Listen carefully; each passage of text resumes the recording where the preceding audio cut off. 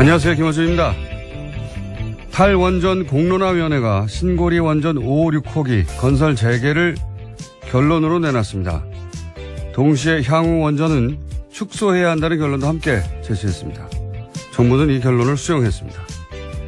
야당은 일제히 문 대통령 사과를 요구했습니다. 쓸데없는 공론조사로 시간 비용만 낭비했다는 거죠. 사과. 애초 야당은 공론화를 결론 미리 내놓고 하는 요식행위라고 비판했죠. 그런데 시민들은 정부와 다른 결론을 내놨어요. 요식행위가 아니었던 겁니다. 그러니까 사과는 짜고 치는 고스톱이라고 비난했던 사람들이 해야 하는 거죠. 또 대통령 뜻이라며 마구 밀어붙였던 4대강 자원외교 결과 어떻습니까? 그로 인해 막대한 국고 손실을 국가에 떠넘긴 사람들은 그때 우리도 이런 과정을 거쳤어야 했다고 국민들 앞에 사과를 해야 하는 겁니다. 안철수 대표도 마찬가지입니다. 본인 대선 공약도 탈원전에 신고리 건설 백지화 아니었습니까? 역시 사과는 자신의 공약을 몇 개월 만에 뒤집은 본인이 해야 하는 거죠.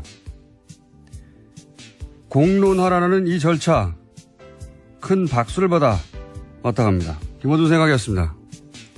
다스는 누구 겁니까? 누구 겁니까?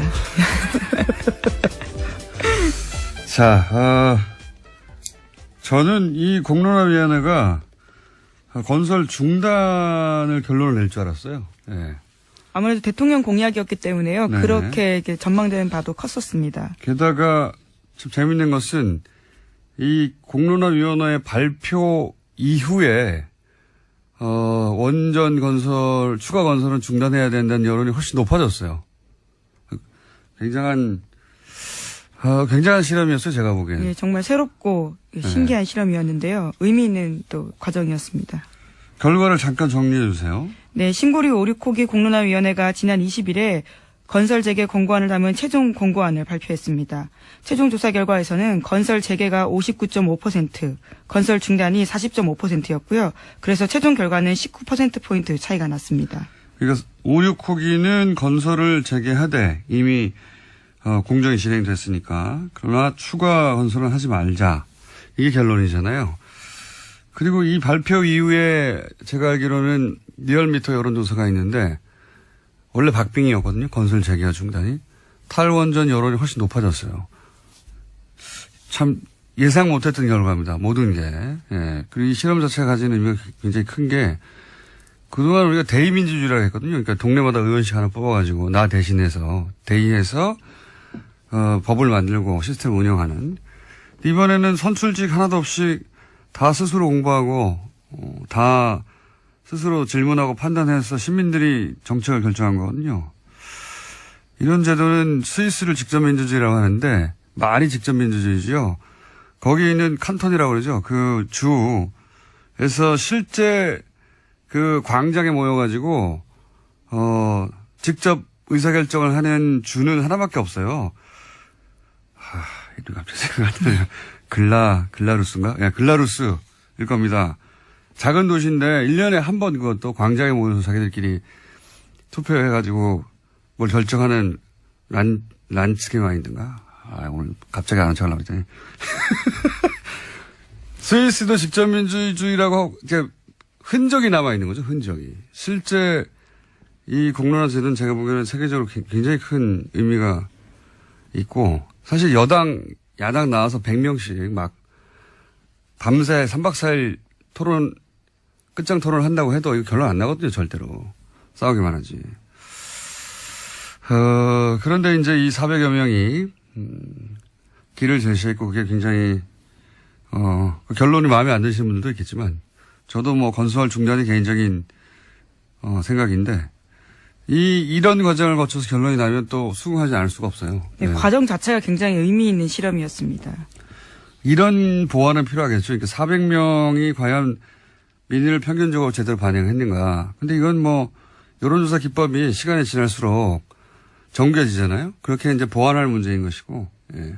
보통 대통령은 이런 거 안 하거든요. 왜냐하면 예를 들어서 이명박 전 대통령한테 4대강 공론화 해서 결정하자 그러면 그걸 했겠어요? 예. 미쳤냐고 그러겠지. 그럼 내가 왜 대통령 했어 그러겠지. 그러니까 이게 결론이 정부하고 다를 수 있다는 걸 알면서도 제가 보기에는 그 시스템을 도입한 결정은 대담한 결정이었다고 봅니다. 예. 정부는 이 사안만큼은 박수를 받아 마땅하다. 예. 뭐 보수 야당이 반대 이 결론 나고 나서 비판하는 건 이해가 가는 면도 있어요. 원래 무조건 건설하자는 거였으니까. 근데 저는 국민의당이 이걸 비판하는 건 앞뒤가 안 맞아요. 아무리 생각해도 국민의당에서는 안철수 대표가 체르노빌 몇 주년 좀 하여튼 몇 주년 그때 잘 가라 핵발전소인가 그런 국민본부가 있어요. 그때 같이 서명도 하고 신고리 건설 백지화 탈원전 본인이 직접 건설 중단돼야 된다고 했었단 말이죠. 국민의 생명 안전보다 중요한 것은 없다. 본인이 한 말입니다. 예. 몇 개월 됐다고 이게 갑자기 입장을 바꿉니까? 자, 사과할 대상이 없다, 정부가. 사과는 거꾸로 해야 되죠, 자기들이. 자, 길게 얘기했습니다만은 하여튼 굉장히 의미 있는, 절차고, 앞으로도 이 절차를 더 보완해서 다른 어떤 갈등 사안에도 적용할 수 있겠다 그런 생각도 합니다. 자, 다음 수는요? 네, 지난주에 추명호 전 국장의 구속영장이 기각됐다라는 소식 전해드린 바가 있는데요. 바로 그 다음날 또 다른 구속영장 실질심사가 있었습니다. 이명박 정부 국정원에서 정치공작을 주도했다라는 혐의로 유성옥 전 심리전단장과 신승균 전 국익전략실장의 구속영장 심사가 있었는데요. 이 두 사람은 구속됐습니다. 특히 눈에 띄는 거는 신 전 실장인데요. 이 사람 같은 경우에는 추명호 전 국장의 직속 상관이기도 합니다. 그래서 검찰은요, 추명호 전 국장에 대해서 보강 수사 후 영장을 다시 청구하겠다라는 방침입니다. 그 추명호 국장은 왜 구속되지 않았냐? 그때부터 말들이 많았는데 신 실장이 직계라이기도 하고 신 실장은 또 구속됐어요. 네, 그렇죠. 도주 및 증거인멸에 우려가 있다라는 이유 때문에 구속영장이 나왔습니다. 이게 증거인멸의 끝판왕이 국정원이잖아요. 끝판왕이에요. 네. 진술 조작하고 굉장히 아예 다 없애버리고 계속 나오고 있습니다. 그런 정황들이요. 지난 댓글 공작 수사 때도 아예 가짜 사무실을 만들었다는 거 아닙니까? 네, 어제 JTBC가 내용을 보도했었는데요. 네. 검찰이 압수수색한 곳이 아예 가짜 사무실이었다라는 겁니다. 가져간 서류도 가짜였고요. 그러니까 세트를 만들고 세트. 예, 트루먼쇼 같은 장면들. 네, 세트 만들어 놓고 그 안에 가짜 서류 잔뜩 박아 놓고 캐비넷에도 가짜 서류 집어넣어 놓고 가짜 서류의 내용은 뭐냐? 대북 활동을 한 것처럼 만들어 놨다는 거 아닙니까? 자신들의 활동이 적절했다라는 취지. 네, 그래서 사무실을 통째로 세트로 만든 거 이거는 말이죠. 다른 곳에서는 못하는 겁니다. 상상을. 거기서는 지우고 없애고 하는 거죠. 여기는 사무실을 새로 지어버린 거 아니에요. 만들어가지고 거기다가 잔뜩 가짜 서류를 만들어 놓고 여기를 압수수색하라고 한 거 아니에요. 그러니까 검찰이 압수한 모든 서류가 가짜인 거예요. 이제 정말 황당한 일인데요. 다시 수사를 해야 될 정도로 이런 일이 생겼습니다. 저는 국정원의 핵심 공작 관련자는 구속 수사 없이는 말이 안 된다고 봅니다. 증거인멸의 위험이 없기는 뭐가 없어요. 추명호 국장도 실제 자신의 컴퓨터 하고 주변에 노트북 다 지우라고 한 거 아닙니까? 네, 또 최근에 드러난 사실인데요. 국정원 개혁발전위원회 관계자에 따르면 추명호 전 국장이 사무실의 컴퓨터 10대가 초기화되고요. 노트북 세대는 아예 폐기가 됐다라고 합니다. 국정원을 상대로 국정원의 국장, 실장 이런 급을 상대로 해서 핵심 공작을 따지는데 증거인멸의 위험이 없다고 판단한다는 것은 웃기는 소리라고 봅니다. 저는 정말. 네, 특히 이 같은 조치 같은 경우에는 국정원 내부 규정에 따라서 진행됐다라고 하는데요. 그러니까 박근혜 정부 국정원의 묵인 하에서 이런 증거인멸이 이뤄졌다라는 거죠. 추명호 전 국장요. 특히 추명호 국장만 계속 주목받는 이유는 물론 구속영장이 기각돼서도 하지만 왜 보호받을까? 보호받는다면 만약에 사실은 추명호 국장이 최순실 라인이고 추명호 국장이 우병우 직보했다는 의혹이 있지 않습니까? 예. 그리고 본인이 직보했다는 것도 인정을 하긴 했죠. 예, 오늘 아침 경향신문 보도입니다. 검찰 조사에서 우병우에게 비선 보고했다라고 본인이 직접 인정했다라고 합니다. 근데 최순실 관련 보도는 안 했다는 거 아닙니까? 네, 그건 끝까지 부인하고 있습니다. 이게 이제 누구를 보호하느냐? 왜 최순실을 보호하겠어요? 최순실을 인정하려면 우병우 전 수석이 나와야 되고 우병우 전 수석은 최순실 모른다고 했잖아요. 그리고 그렇다는 얘기는 우병우, 최순실, 박근혜로 이어지는 국정농단의 핵심 라인을 인정해야 되는 거거든요. 드러나야 되는 거. 결국은 추명호 국장을 보호한다는 것은 박근혜 전 대통령으로 연결되는 그 고리를 보호하는 거다라고 그걸 영장 실질심사 같은 것으로 보호하고 있는 것이다. 그걸 기각심으로써 라고 추론하는 게 자연스럽지 않나 저는 생각합니다만 두 번째 영장도 기각하는 점 두고 보죠. 예. 이런 추가적인 사실들이 많이 나오는데 국정원 간부가 증거인멸의 위험이 없다고 하는 건 좀 말이 안 된다고 봅니다. 그것이 직업인 곳이에요, 여기는. 예를 들어서 그게 적국을 상대로 하는 거면 그게 잘하는 거죠. 근데 이렇게 공작을 국민들을 상대로 해놓고 그게 드러날 것 같으면 다 없애버리는 그게 직업인 조직하고 거기 국장이 증거인멸의 위험이 없다고 기각한다는 건 정말 웃기는 소리라고 봅니다. 가짜 사무실. 예, 추 전 국장 같은 경우에는 혐의의 타당성, 필요성, 구속영장의 필요성 같은 것이 인정하기 어렵다라는 이유도 있긴 있는데요. 어쨌거나 두 상위의 상급자 두 사람은 증거인멸 우려가 있다라는 이유로요. 영장이 나왔습니다. 자, 이렇게 되면 남재준 당시 국정원장도 이제 수사 대상이 되겠네요. 직접적인. 네, 그렇죠. 왜냐하면 그때 압수수색 할 때 압수수색 메인 서버 거부한 게 남재준 국정원장이었습니다. 자, 국정원 관련된 소식은 계속 나오고 있고요. 다음 뉴스는요? 네, 자유한국당 관련된 소식도 전해드리겠습니다. 자유한국당 홍준표 대표가 친박 핵심 의원들과 서로 싸우고 있는데요. 서로 물러나라면서 폭로전에 나섰습니다. 자유한국당 윤리위원회가 지난 20일에 박근혜 전 대통령과 서청원 최경환 의원에 대해서 탈당 권유 징계 결정을 내렸습니다. 그 이후에 벌어진 일인데요. 서청원 의원은 어제 기자회견을 자청해서 홍준표 대표 체제가 종식돼야 된다라고 비판했습니다. 특히 성완종 리스트 사건을 꺼내들었는데요. 그와 관련해서 홍 대표가 자신에게 협조를 요청한 일이 있다라고 폭로했습니다. 그러자 홍준표 대표는 또 반박을 했는데요. 오히려 MB정부 때 감형시켜주고 석방시켜주고 사면해준 사람에게 고맙다고 인사한 사람이 누구냐라고 반박한 겁니다. 기억하실지 모르겠는데 올 초에 작년 연말부터 새누리당 시절 비대위원장 임명진 목사와 서청원 의원이 유사한 공방을 벌인 적이 있어요. 그때 제가 첫 공방을 보고 이게 약속 대련일 수도 있다라는 얘기를 했거든요. 그리고 실제 밀약설도 나왔죠, 나중에. 임명진 위원장이 뭐 국회의장으로 모신다고 했다느니 또는 뭐 친박 의원들에게 일단 탈당계를 내면 나중에 돌려주겠다고 했다든지 뭐. 약속 대련의 한계가 난다고 했는데 그러면서 임명진 위원장이 사퇴하면 진짜고 사퇴하지 않으면 약속 대련이라고 했는데 사퇴 안 했어요, 아무도. 예. 이번에는 그럼 진짜 결투냐?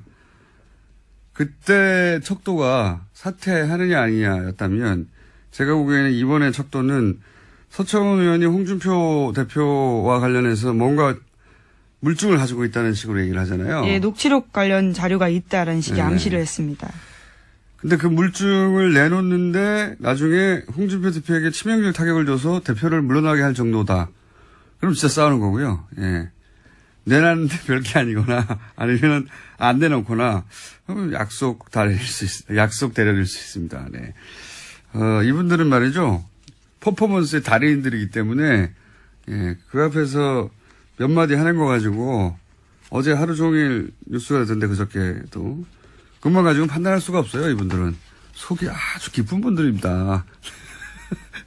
그래서 저는 그런 의구심을 걷지 않은 채 예, 지켜보겠습니다. 네, 성완종 리스트 사건은 지금 대법원 판결 앞두고 있는데요. 새로운 증거가 나오게 된다면 또 2심에서 무죄 나온 부분들에 대해서 굉장히 주목되는 증거일 수 있습니다. 뭐 특별한 물증이 아니라 그냥 다 아는 얘기 정도 나오면 약속 대련의 향기를 맡을 수도 있을 것이다. 예.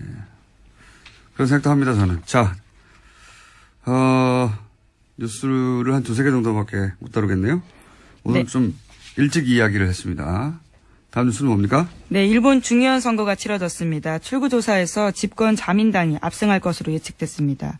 출구조사에서 집권자민당은 전체 절반이 넘는 의석을 확보하며 압승할 것으로 예측되고 있고요. 또 연립 여당인 공명당과 합하면 개헌 가능한 선까지 육박할 것으로 예측되고 있습니다. 북한 미사일 장사 잘하고 있다고 제가 그랬었는데, 예. 그때도 얘기 드렸지 않습니까? 미사일 다 지나갔는데, 아직도 거기 들어가 있으라고 그러고, 미사일은 뭐 600km 위에서 날아가서 떨어졌는데도 불구하고, 또, 피신하라고 하고, 예, 장사 잘했죠. 원래 전 세계 극우는 다 이런 식으로 장사해요. 예. 근데 이제 북한 장사의 이 선거가 그 결과다라고 일본 시민들, 를 한심해 할 수는 있는데, 우리도 몇십 년간 그래왔어요, 몇십 년간. 예. 공포 마케팅이라고. 어쨌든 이렇게 되면 이제 전쟁할 수 있는 국가로 가려고 하겠네요. 아베가 원하는 바고, 저는 미국도 묵인하고 있다고 봅니다. 예. 네, 헌법의 자위대를 명기하겠다라는 이야기를 계속해서 선거 기간 동안 일본이 해왔었습니다. 전쟁할 수 있는 국가가 되고 그렇게 해서 중국을 견제한다. 이게 이제 미국의 생각인 것 같아요. 그렇지 않다면 진작에 여러 가지 방식의 제어를 했겠죠. 예. 수수방관하고 있는 거죠. 예. 우리한테는 그러니까 좋은 게 아니에요, 전혀. 미국을 그 일방적인 우방으로만 생각할 게 아니라 미국이 동북아에서 어떤 전략을 가지고 있고 우리는 어떻게 활용하고 일본은 어떻게 활용하는지 봐야지. 맨날 미국 얘기만 하면 뭐합니까? 예. 자, 다음 뉴스는 또 뭡니까? 네, 도널드 트럼프 미국 대통령이 대북 대응과 관련한 인터뷰를 또 했습니다. 필요한 경우에 대비해서 우리가 얼마나 안전하게 준비되어 있는지 안다면 충격을 받을 것이다 라고 말했는데요. 폭스뉴스 프로그램과 한 인터뷰에서 한 말입니다. 예, 아무 내용 없이 똑같은 말을 계속 한다는 게 충격적이네요. 몇 달째. 이건 리얼리티 프로에서 예고편 보면 항상 뭔가 충격적인 내용이 나올 것 같잖아요. 다음에. 보면 별거 없어요. 똑같은 짓의 반복입니다. 뻥튀기 연속. 예, 말만 바뀌었지. 네, 다음 달 동북아를 이제 드디어 방문하게 되는데요. 이와 앞서서 북핵 위기와 관련된 이야기를 한 것으로 보입니다. 아니, 그러니까 뭐, 충격을 더 이상 안 받으니까 자기가 직접 충격이라는 단어를 사용하는 거 아닙니까? 다음 뉴스는요? 네, 카탈루냐 분리 독립을 둘러싼 스페인 중앙정부와 카탈루냐 자치정부의 갈등이 다시 커지고 있습니다. 스페인 총리가 현지 시각으로 21일 긴급 국무회의를 열고 헌법을 발동해서 카탈루냐 자치정부를 해산하고 향후 6개월 내에 선거로 새 지방정부를 구성하기로 결정했습니다. 그 기간 동안엔 중앙정부가 카탈루냐를 직접 통치하게 되는데요. 카탈루냐 자치정부는 반발하고 있습니다. 이게 원래 강제국 혹은 강제한 전략이에요. 이게 자치권을 박탈한다고 해버리면 이제부터 카탈루냐는 독립이 아니라 자치권 확보가 전선이 되는 겁니다. 그러니까 제가 보기에는 카탈루냐 자치정부가 전략적으로 실패했다. 그때 독립선언을 했었어야 돼요. 독립선언을 해놓고 독립선언을 한다고 직접 바로 독립되나요? 안 되는데 전선을 거기서 그었어야지. 이거 뭐 내가 열내고 할 얘기도 아니긴 한데 투표권도 없고. 근데 그랬어야지 최소한 자치권 확대라도 되죠. 예. 이 중앙정부가 계속 겁주고 그러니까 이제 유예한 거 아닙니까? 선언을. 유예하고 났더니 아예 박탈한다고 전선 밑에다 확 그어버린 거죠. 여기에 이제는 뭐 다시 되돌려 달라고 시위를 해야 될 판이니까 전략적인 완전한 실패죠. 예. 당한 거라고 봅니다. 물론 뭐 다시 국면 전환이 100만 명, 200만 명이 나와서 계속 시위를 하면 될 수도 있겠지만 지금으로서는 뭐 끝났다고 봐야죠. 자, 오늘 여기까지 하겠습니다. 시사인의 김은지였습니다. 감사합니다. 국민 여러분 안녕하십니까. 여러분의 귀염둥이 MB 인사 올렸습니다. 오늘의 대국민 메시지는 간만에 좋은 말로 시작하려고 합니다. 2017년 TBS 가을 개편 진심으로 축하드립니다. 부디 더욱 공정하고 극하고 정직하고 도덕적으로 완벽한 방송으로 거듭나길 바란다. 그런 확신을 저는 가지고 있는 것입니다. 참, 이 보면 TBS 대견합니다. 이거 다 내가 키운 건데. 근데 이거 자꾸만 엉뚱한 데로 가갖고, 참 대견한 가운데 한편은 또 마음이 많이 아픕니다. 이게 왜 이래 됐는지. 응? 이외에 딴 거 있습니까? 바로 나오지, 김어주의, 저거 때문에 저거. 이게 다 니 때문에 이 털보야, 이 더러운 털보야. 그거하고, 저거 하나만 해도 이제, 완전 불감당인데, 저거 말도 안 되는데. 그래서 주진우, 안홍구, 이것들 진짜, 내 현직이 있을 것 같으면, 왼스토리 학원에 저걸 그냥 한 군데 몰아가, 아유, 진짜. 예, 아무튼, 국민 여러분, 웃자든 동, 우리 TBS, 많이 사랑해주시고. 다스? 다스가 뭐야? 연필한 다스야 뭐야? BBK? BBK는 알지. 치킨 알지. 양념 반 후라이드 반. 그래 시킬 필요 없다. 후라이드 시킨 다음에 양념 싸주세요. 이렇게 찍어 먹으면 된다. 벌써 2달이 됐습니다. 저희가 BBK 다스를 다뤄온 지가. 드디어 이제 거의 모든 국민들이 다스 누굽니까를 알고 있고 개그 프로그램에서도 나왔다고 합니다. 다스 누굽니까. 다스 누굽니까는 저희 방송을 계속 들어오신 분들은 그 답을 알 텐데. 자, 주진우 기자, 안원구 청장님 나오셨습니다. 안녕하십니까. 안녕하십니까. 안녕하십니까. 네. 목소리로 이제 구분하시고요, 두 분을. 지난 시간에 저희가 본론을 들어가려고 하다가 실패한 이야기를 이어서 오늘 해야 될 것 같아요. 지난주에 이제 본론에 들어가려고 하다가 못 들어간 게 뭐냐면 이미 2007년에 이 사건은 사실은 수사가 됐습니다. 예. 검찰도 도곡동 땅도 수사를 했고 BBK도 수사를 했고 특검까지 했죠. 예. 그런데 결론은 이명박 전 대통령은 아무 상관이 없다. 도곡동 땅은 제3자의 땅이다. 그리고 BBK 주인은 김경준 씨다. 주가 조작은 김경준 씨의 단독 범행이다. 이렇게 결론이 났어요. 결론이 났는데 몇 년 있다가 140억은 다스로 돌아갔습니다. 희한하게도. 이 140억은 BBK에서 나온 돈으로 주가 조작을, 옵셔널 벤처스의 주가 조작을 한 다음에 그 돈을 들고 튄 거기 때문에 사실은 이 돈은 BBK에 투자했던 소액 투자자들이 돌려받았어야 되는 것이고 미국의 재판 결과도 그러한데 이 돈이 엉뚱하게 다스로 들어가 버렸어요. 그래서 다시 한번 이 얘기가 이제 수면 위로 올라오지 못하는 걸 2달 동안 끌어올려서 수면 위로 끌어올렸습니다. 이제 드디어. 근데 왜 2007년에는 그런 결론이 났을까? 2007년에는 왜 이게 이명박 전 대통령과 무관하고 김경준 씨의 단독 범행으로 결론이 났을까? 그때 무슨 일이 있었나? 이걸 오늘 짚어보려고 합니다. 그 당시의 상황을 저희들이 좀 소환을 해서 봐야 되는데요. 네. 최초에 2007년도에 도곡동 땅을 검찰이 수사를 하고 발표를 할 때 제3자 거라고. 제3자 것이라고 발표를 했죠. 네. 그때만 해도 이명박 씨하고 박근혜 씨가 둘이 그 후보로 경쟁을 할 때입니다. 그렇죠. 2007년에 아주 큰 경쟁이었죠. 당시 도곡동 땅은 김경준 김재정 씨, 그러니까 네. 그 이명박 처남. 처남 김재정 씨와 이상은 씨 소유로 그 장부상은 그렇게 돼 있었어요. 다스처럼. 예. 똑같이. 들기상은 그렇죠. 예. 예. 그랬는데 그때 검찰이 제3자의 것으로 보인다 하고 제3자는 소환에 응하지 않기 때문에 조사할 수가 없어서 안 했다라고 결론을 내리죠. 네. 그때까지는 상당히 눈치를 본 것 같고요. 네.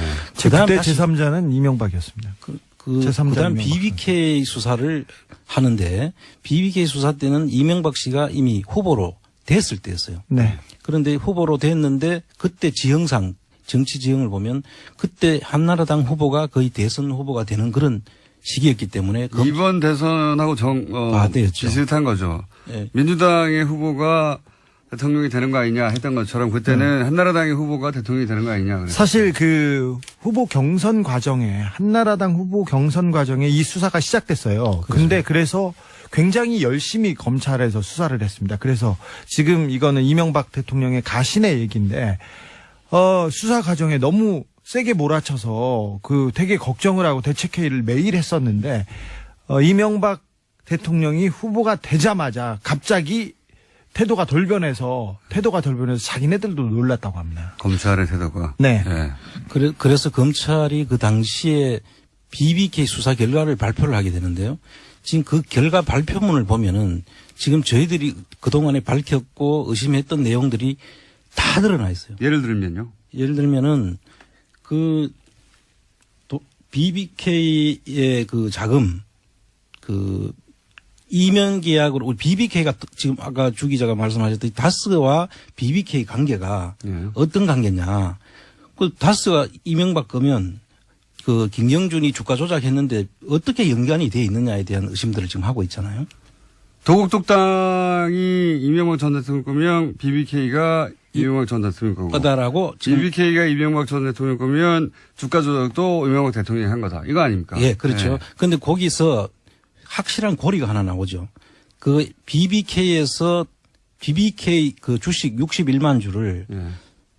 그 LKE에다가 매각을 하는데 예. 매각하면서 49억 9,995만 50억에서 5천원 모자라는 50억에서 수수료 빼고 이렇게 말씀해 주세요. 예, 수수료 빼고 그 50억을 넘겨주는데요. 예.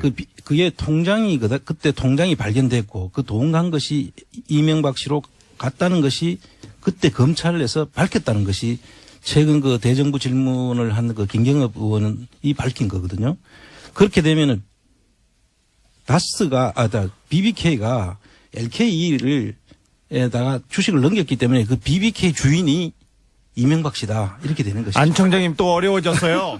자, 무슨 말이냐면요. BBK 주가 조작 당시에 그 돈, 그 장부 관리를 누가 했느냐. 근데 그 장부 관리는 김백준 씨, 이진영 씨, 그러니까 이명박 대통령의 최측근들이었어요. 장부 관리원들이었어요. 그분들은 나중에 청와대로 갔습니다. 그리고 심지어는 이명박 대통령의 통장에서 이 돈 거래가 나왔기 때문에 이 주가 조작에도 상당히 개입했다 이 말이죠. 그렇죠. 그 돈이 그것도 못 알아듣겠어요. 다시 정리해봐. 제가 정리할게요. 네. 임명계약서가 한 장 있습니다.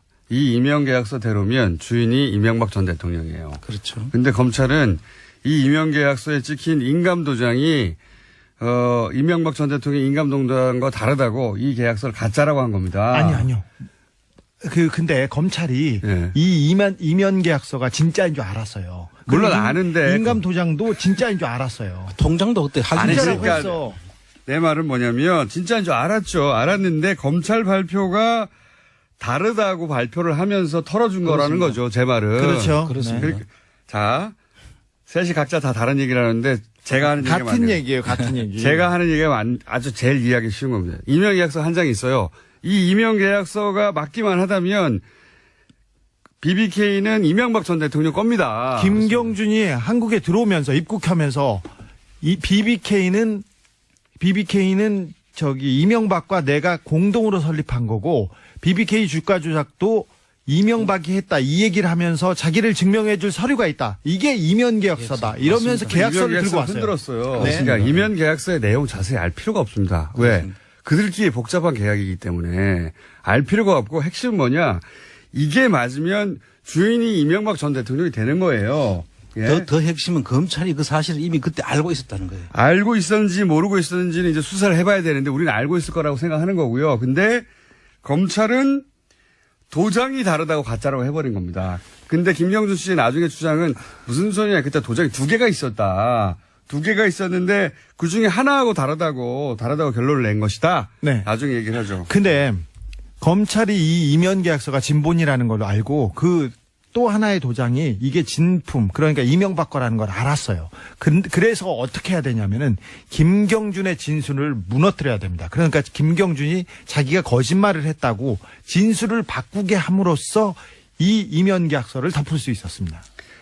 또 이게 무슨 얘기인지 다 자기들은 잘 아는 내용이니까 앞뒤를 빼고 그렇게 얘기하면 안 돼. 이게 뭐냐면 이제 임명계약서가 너무 중요한 거예요. 정말 핵심인 겁니다, 이게. 그 임명계약서의 내용을 아실 필요가 없고, 정말 관심이 있으시면 찾아보시면 되는데, 찾아서 보셔도 잘 몰라요. 무슨 말인지. 핵심은, 이거 이명박 거 이렇게 써 있는 거예요, 핵심은. 그런데 이걸 검찰은 가짜라고 했단 말이죠. 도장이 위조라고. 그런데 그것만으로 부족하고, 김경준 씨 입으로 스스로 가짜라고 말해야 되는 겁니다. 그렇죠. 그래서 이제 검찰이 압박을 하고, 김경준 씨가 나중에 왜냐하면 안 그러면은 누나하고 부인을 괴롭힌다고 본인의 주장이에요. 김경준 씨 주장. 그렇게 말을 했기 때문에 법정에 가서도 이거 내가 조작한 거라고 말을 합니다. 나중에. 그래서 그 BBK 메모가 나오죠. 검찰은 이명박을 두려워해요. 저를 이렇게 이명박 이름을 빼주고 내가 거짓말을 했다고 하면 3년에서 5년으로 낮춰주겠다. 그리고 누나들과 부인들도 다 괴롭히지 않겠다. 부인들은 누굽니까? 죄송합니다. 부인은 괴롭히지 않겠다는 그런 그 BBK 메모를 치정극을 만들고 그래. 네, 메모를 공개하면서 조용히 좀 해. 네, 공개하면서 그 BBK 메모가 공개되면서 BBK 특검으로 넘어가게 되는 거죠. 자, 이제 임명계약서가 굉장히 중요한 것이다. 그렇습니다. 예. 계약서 이거 하나 믿고 온 거예요. 김경준 씨는. 네. 봐라. 여기에 내가 증거가 있다고. 근데 이 임명계약서 내용은 내용대로 돼 있어요. 실제 돈이 그렇습니다. 넘어갔으니까. 네. 근데 이 도장이 가짜라고 하면서 이걸 털어버린 거죠. 도장이 가짜면. 자, 또 하나가 있죠. 이때 들어간 돈이 LKE로 들어간 겁니다. 그렇습니다. 예. 근데 이 발표문을 잘 봐야 되는데 우리가 좀 발표문 공부를 다시 또 해야 됩니다. 공부를 할 필요는 없어요. 설명을 하시고 제가 정리할게요. 이제 그만할래요. 발표문을 보면 예. 그 190억 원이 이렇게 발표문에 나와 있습니다. 9억, 그중 190억 중에 9억 원은 LKE를 만드는 김경준의 자본금으로 들어갔다고 돼 있습니다. 네. 이게 또 190억 돈 주체가 누굽니까? 저희들이 제3자 아닙니까? 제3자. 제3자 이명박 선생. 그렇죠. 근데 그게 LKE를 만드는 김경준의 자본금으로 들어갔다는 거예요. 그리고 나머지 181억 원은 또 친절하게 설명을 하고 있습니다. 발표문에.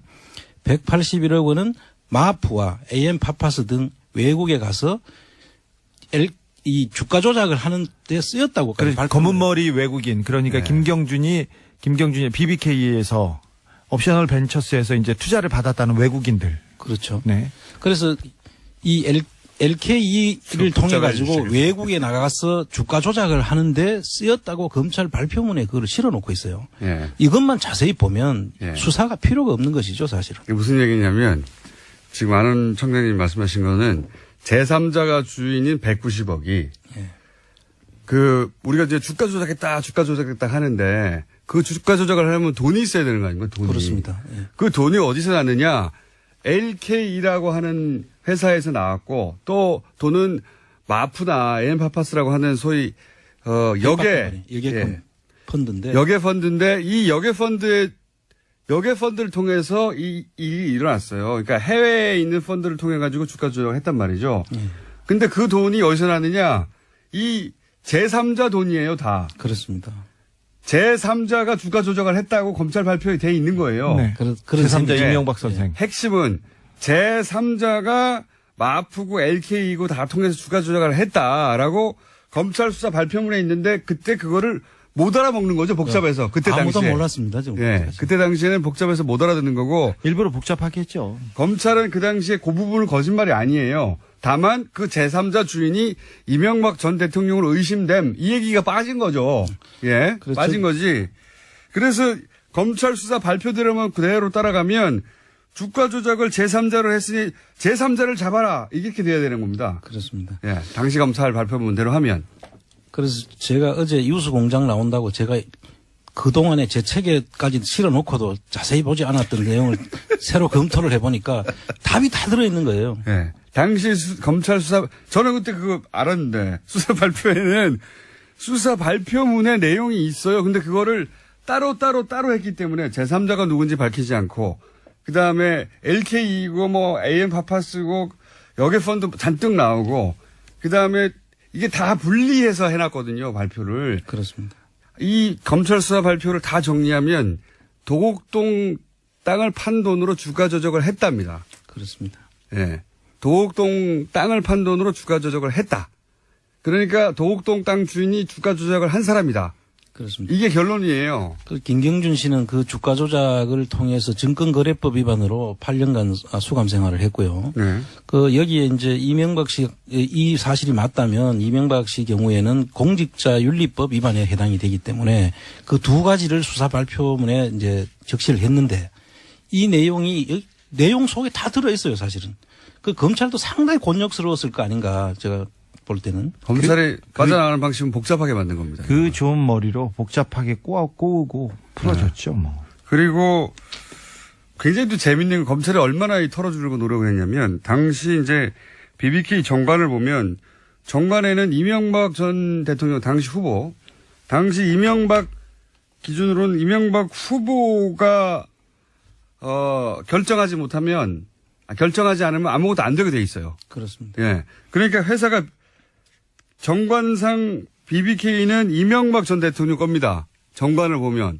근데 검찰이 뭐라고 그러느냐면 김경준 씨가 자기 마음대로 바꾼 거라고. 아니 자기 마음대로 자기 회사를 남의 회사로 바꾼 겁니다. 이게 말이 됩니까? 그렇게 왜냐하면 정관은 그렇게 나와 있으니까 어쩔 수가 없잖아요. 그렇죠. 정관은 등록이 돼 있으니까. 근데 정관에 보면 이거 이명박 씨 건에 이렇게 결론이 날 정관인데 검찰이 뭐라고 그러냐면 김경준 씨가 임의로 바꾸었다. 예. 그러니까 내 회사를 남의 회사로 바꿔준 거예요. 그렇게 검찰이 해 주었습니다, 당시에.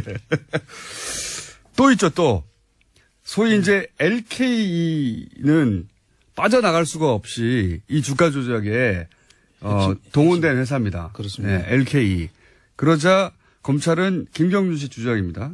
검찰은 LKE는 빼줄게라고 김경준 씨한테 제안을 했다고 해요. 그렇죠. 네. 그때 당시에 아마 수사검사가 김기동 검사로 알려져 있고요. 그 당시에 했던 말이기 때문에 이게 신빙성이 굉장히 높아요. 네. 김경주 씨는 한국말을 하지만 서툴러요. 그리고 정확하게 이해하지 못하고 있어요. 그래서 그 내용을 누나하고 상의합니다. 네. 김기동 검사의 전화로 누나한테 전화를 해요. 누나, 검사가 이거 빼달래. 검사가 뭐 해달래. 어떻게 해야 돼? 그걸 물어보면 에리카 김이 이렇게 상의를 합니다. 제가 그 전화 목소리를 직접 들었어요. 그때 나온 내용이 뭐냐면, 검찰이 LKE는 빼준대. 네. 김경준 씨는 좋아했던 거예요. 빼준다니까. 그러니까 처음에는 빼주면 야 이거 빼주면 너한테 빼주면 너 좋잖아. 그래 너 네. 죄도 줄어들고 이런 식으로 해서 이렇게 합니다. 그때 김기동 검사가 그 김경준 씨가 누나한테 하는 얘기가 뭐라면 검사가 너무 잘해줘 형이라고 부르래. 그래서 김기동을 극찬하고 있었어요. 그래서 제가 그 목소리를 듣고 너무 놀랐습니다. 왜 빼줬냐? LKE를 김경준 씨 혐의에서 빼준 이유는 LKE는 주가 조작에 직접 동원됐거든요. 그리고 이명박하고 직접 관련이 있기 때문에 네. 이걸 수사하면 이명박을 빼줄 수가 없는 거예요. 도곡동 땅을 판돈해서 바로 LKE로 들어갔거든요. 말씀하셨듯이 9억이. 그러니까 LKE를 안 빼주면 이명박 전 대통령을 빼줄 수가 없어요. 그렇습니다. 그래서 빼줘버린 거예요. 이렇게도 친절하게 하였다, 검찰이. 그 내용을 그 김경준 씨가 SNS에 올린 내용을 잠깐 소개를 하면요. 네. 김기동 검사가 말하기를 어제 가슴이 너무 뛰어 한잠도 못 잤다. 우리가 MB를 기소해도 대통령으로 당선될 것이다. 그럼 검찰은 죽는다. 그러나 그렇게 하지 않으면 반대편에서 난리가 날 것이다. 내가 다 했다고 해라. 그럼 검찰이 너를 지키겠다. 이렇게 했다는 것을 검찰이 너를 지키겠다. 놀라운 논리 아닙니까? 네. 근데 이제 잡혀 있고 검찰에만 둘러싸여 있고 당시 검찰이 소위 이제 어떻게 이명박 전 후보를 털어주느냐의 관점에서 사안을 봤으니까 김경준 씨를 갖고 놀았던 거죠. 그렇죠. 네. 네. 갖고 놀았던 것이고 그렇게 해서 LKE는 또 빠집니다. 예. LKE가 빠지면서 이명박 전 대통령과 직접 고리가 또 빠지는 거죠, 여기서. 그렇습니다. 예. 그리고 도장도 아까 말씀드렸고 또 뭐 정관 같은 건 정말 웃기는 얘기거든요. 그렇습니다. 이게 정말 남의 자기 회사를 심지어는 그 당시에 잉크제트를 썼는데 프린트기를 예. 레이저 프린터밖에 없었다 이렇게 하면서까지도 덮어줍니다. 그 검찰이 상당히 노력했던 정황이 보입니다. 이게 LK나 BBK나 다 같은 회사 한 것이 경리가 한 사람이었고 사무실도 같았고 네. 다 한 계좌에서 나온 돈이에요. 근데 이걸 분리해서 빼주는 겁니다. 이명박 대통령의 격리였어요. 수십 년 동안. 그러니까요. 아니 생각해보면 명함 있지 않습니까? 명함. 예. 이장춘 전 대사. 이장춘 대사가 외교관을 해서 그런지 모든 걸 메모하고 했던 분이었던 거죠. 네. 그래서 김백준 씨하고 이명박 전 대통령으로부터 명함을 받았던 거를 몇 날 몇 시에 어디서 뭐 먹으면서 이게 다 기록돼 있었던 거예요. 네. 그래서 들고 와서 나 영포 빌딩 가서 이거 받았어라고 네네. 이제 어느 날 들고 나왔죠. 네, 브로셔에도 맨 가운데 이명박 대통령이 회장이라고 나와 있고, 그 다음에 김백준이 부사장이라고 나와 있고, 그 다음에 LK도 다 들어 있고 다 들어 있습니다. 그리고 뭐 사진도 많이 나왔어요. 예, 그리고 저희들이 계속 다스는 누구 겁니까라고 묻고 있는데 그 다스의 그 문제는 공직자윤리법 위반 문제가 걸려 있거든요. 그 당시 공직자윤리법 위반 문제를 보는 관점에서 그 다스가 누구 거냐를 보기 위해서 세 가지를 우리가 확인해야 되는데 납입 자본의 출처입니다. 누가 그걸 했냐. 그다음 두 번째는 배당과 경영 수익을 누구한테 귀속되느냐. 납입 자본, 배당과 경영 너무 어려워요. 그다음 투자 결정을 할 때 그 투자 의사 주체가 누구냐. 투자 결정을 하는 주체가 누구냐. 예. 이것까지 이 수사 결과 발표문에 다 있어요. 예. 그 보면은 너무나 말이 안 되는 걸로 했는데 그때만 해도 이걸 사람들이 아무 너무나 문제없이 말이 없어요. 안 되가 어떻게 했습니까? 이거 말이 안 되는 이야기 잠깐 설명을 드리면요. 잠깐 설명하면 안 돼. 지금 이 안 돼. 잠깐 설명하면 다음 주까지 가요. 그래요. 30초 버전으로. 다음 이 전체가 다 보면 네. 한마디로 누가 욕하면 누가 했는 것이 다 보이는데 그걸 다 듣고 있어요. 아니 검찰은 모를 수가 없지 않습니까? 다 알죠. 검찰은 알았죠. 수사를 다 했죠. 어떻게 덮어주냐의 문제였다고 지금에 와서 보면 그때 검찰 수사의 발표는 어떻게 이걸 덮어줄까의 관점에서 노력하였다라고 봐야 정말 됩니다. 어렵게, 그렇습니다. 정말 노력해서 덮었죠. 한 가지만 말씀 더 드리면 이 김재정 씨와 이상은 씨가 그 당시에 이 다스 대부기공 그 당시 이름 다스를 만들 수 있는 돈이 없었어요. 첫째. 회사를 무슨 돈으로 만들었냐 했을 때 이 두 분이 답을 못했습니다. 그렇죠. 그때 당시에. 예. 6억 돈이 4억, 없었으니까요. 6억 4억 19억씩 들어가가 30억으로 자본금이 만들어지는 과정에 이 두 분이 돈이 없었어요.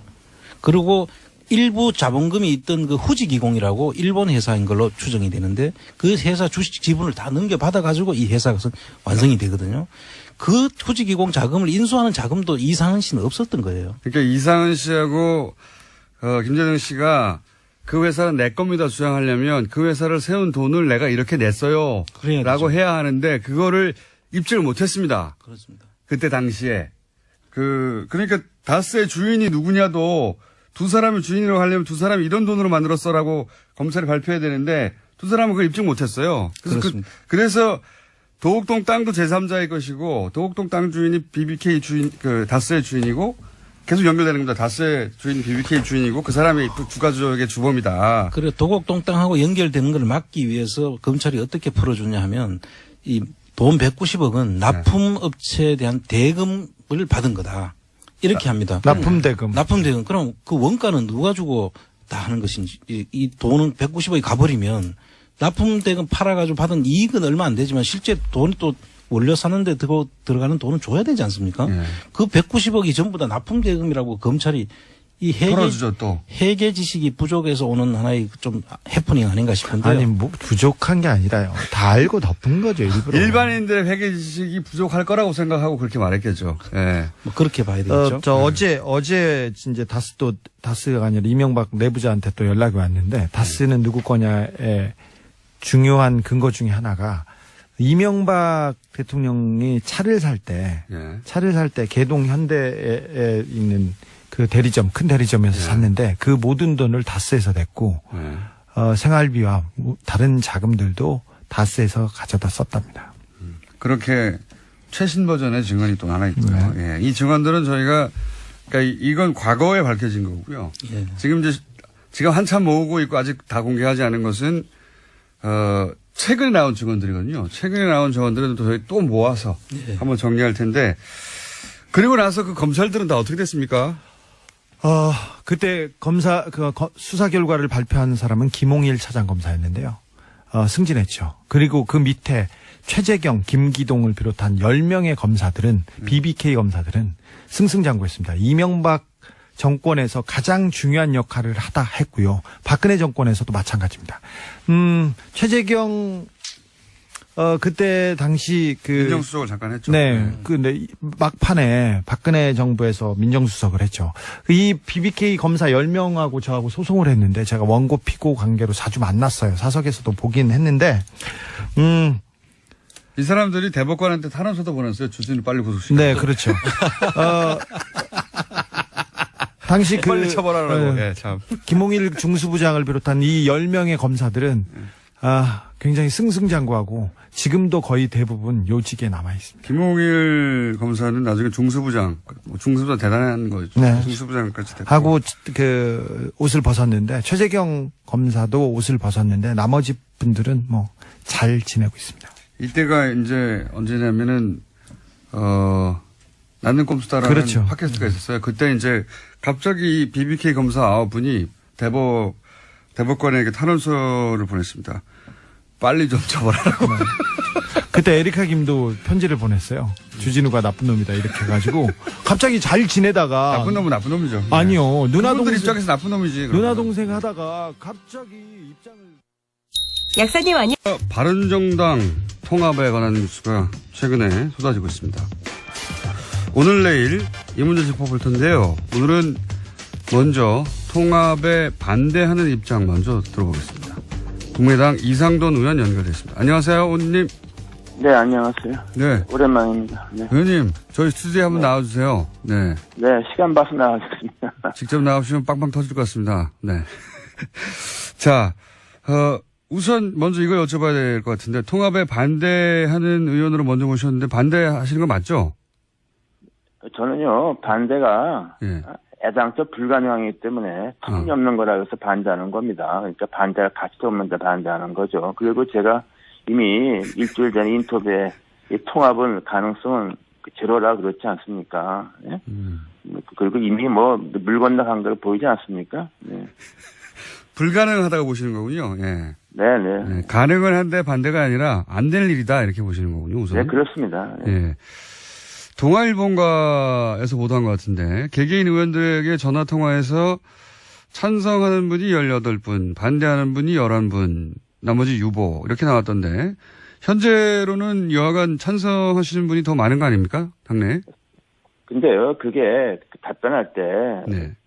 몇몇 의원들이 상당수 의원들이 좀 조건을 달고 또는 이렇게 뭐 이것도 되고 저것도 되고 이런 식으로 말한 분들이 거기 찬성으로 돼 있어서 지금 뭐 제가 파악한 바에 의하면 벌써 5, 6명 정도 의원들이 잘못 알려졌다 이렇게 말하고 있고 그 한 5명 정도 되는 분들은 다 좀 다성급 중진급이죠. 네.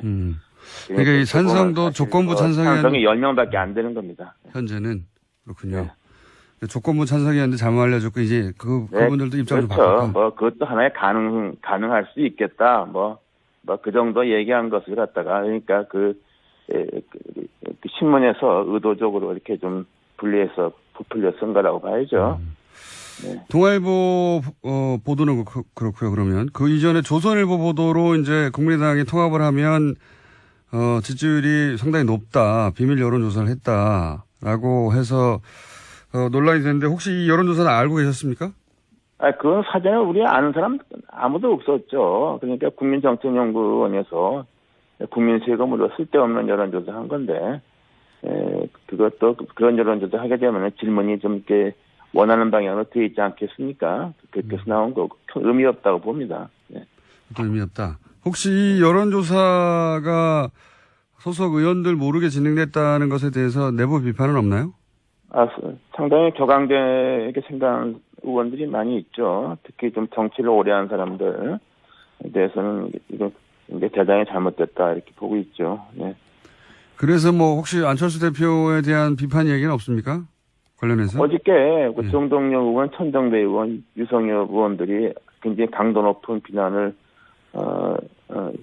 했죠. 그리고 사실 그리고 무엇보다 유승민 대표가 전 대표죠. 유승민 의원이 우리 당으로 합칠 사람이 아닙니다. 그리고 원래 생각도 없었고 그 가운데 있는 주호영 거기 원내대표가 이렇게 저렇게 얘기하니까 그냥 마지못해 뭐 그런 것도 하나의 방법이겠다 이렇게 좀 얘기했던 게 커진 것 같고요. 그리고 주호영 원내대표는 원래 친 MB 아닙니까? 그렇죠. 친이에서 친박을 갈아탄 사람이고 또 요번에 또 뭐 한국당하고 합당하다 그러다가 대당과 또 국민의당하고 그러니까 믿을 수가 없는 사람 아닙니까? 거기에 뭐 좀 양쪽에서 그 페이스에 말려서 이렇게 커진 것 같습니다. 유승민 의원이 그 중도 보수 통합 의지를 밝히는 것도 그냥 주호영 의원의 이야기에 예를 들어서 탈당하려는 의원들을 잡으려고 한 것이다. 이 정도로 생각하십니까? 뭐 그런 면도 있겠고요. 예. 또 이제 유승민 의원의 입장에서는 그게 자기의 그 정치적 입지죠. 안보는 보수고 경제는 진보, 따뜻한 보수, 개혁 보수. 그러니까 그런 자신의 정치적 소신을 그냥 재확인한 거죠. 그리고 우리 당 이 구성원들의 대부분하고 유승민 의원 그리고 그 주변의 몇 사람들하고서는 저는 이렇게 어울리기가 힘들다고 저는 봅니다. 그리고 또한 저는 유승민 의원이나 그 주변 사람들이 안철수 대표를 어떻게 보는가 하는 것도 제가 대충 압니다. 아, 그래요? 어떻게 봅니까? 유승민 의원이? 안철수 무엇보다 그 생각이 없지 않습니까? 오락가락 아닙니까? 사드 반대 앞장섰다가 베란간, 대선, 다가오니까 사드 찬성하고 대북 제재해야 된다고 해서 그 지난번 TV 토론 때 그거에서 유승민 당시 후보가 안철수 후보가 그냥 작사를 내지 않았습니까? 솔직한 얘기로. 그런 거 보면 그거 다 알죠. 그리고 유승민 의원은 공부를 많이 한 사람입니다. 그 사회과학을 공부한 사람이고, 그러니까 지식의 깊이가 있는 사람이죠. 네. 예. 그러면 유승민 의원은 그렇게 사회과학 공부하고 지식이 깊이가 있는데 안철수 대표는 그렇지 않다고 유승민 의원이 생각하신다고 보시는 겁니까? 네, 좀 다른 길을 걸어온 사람이고, 예. 그래서 이제 정치적인 어떤 판단, 방향성에 대해서는 유승민 의원이 그렇게 안철수 의원을 자신과 비슷하다든가 같다든가 이렇게 하지는 않는다고 저는 확신하고 있습니다. 네. 혹시 그런 얘기를 들어보신 적 있습니까? 그 주변으로부터? 그 저자에서 더 이상 언급을 하지 않고 저는 솔직히 배경이 거기 있는 주변 사람들하고 좀 알지 않습니까? 네. 왜 이렇게 웃어요? 예. 사석에서 나눈 이야기는 하실 수 없는데 유승민 의원이 안철수 대표를 그렇게 높게 평가하지 않는다 이런 말씀이시네요. 요지는.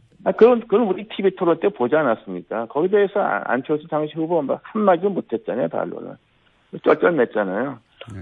그래서 대선은 끝나버렸죠. 네. 그만 좀 웃어요. 네. 그만 좀 괴롭히십시오 하는 유명한 어디도 그때 나왔죠. 예. 네. 그러면 바른정당은 지금 사실 예를 들어서 통합이 진행되면 원내 교섭 단체를 유지할 수 있으니까 바른정당은 그리고 또 이제 탈당하려는 분들에게 국민의당과도 통합의 가능성이 있나 이렇게 이제 다시 한번 제고하는 효과를 얻을 수 있을 것 같은데 근데 국민의당에서 통합을 찬성하시는 분들은 어떤 이득을 얻을 수 있어서 찬성하시는 걸까요? 그걸 알 수가 없어요. 그렇게 해서 우리 40명이 그대로 있고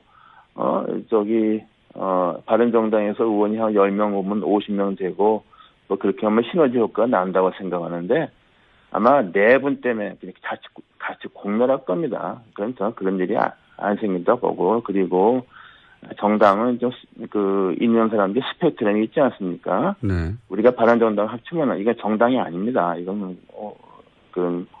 어쩌게 철학이 없고 또 더 중요한 것은 이게 이런 걸 생각하는 사람들이 지난번 대선에서 나왔던 반문 연대 또는 비문 연대 그것을 연상시키지 않습니까요? 저는 그 대단히 잘못됐다고 봅니다. 그리고 유승민 의원이 지향하는 개혁 보수는 지금 굉장히 어렵습니다. 그러나 이 어려운 것을 좀 참으면은 다음번 총선에서는 상당한 세력을 구축할 것으로 저는 생각하고 있습니다. 오히려 유승민 의원이 그냥 지금 당장 어렵다고 해서 그냥 섞어지게 하는 식으로 국민의당하고 합치면은 본인의 정치 생명은 저는 희망이 없다고 봅니다. 그럴 리가 없습니다. 근데 문제는 유승민 의원이 그렇게 아둔한 사람이 아닙니다. 아둔한 사람이 아닙니다.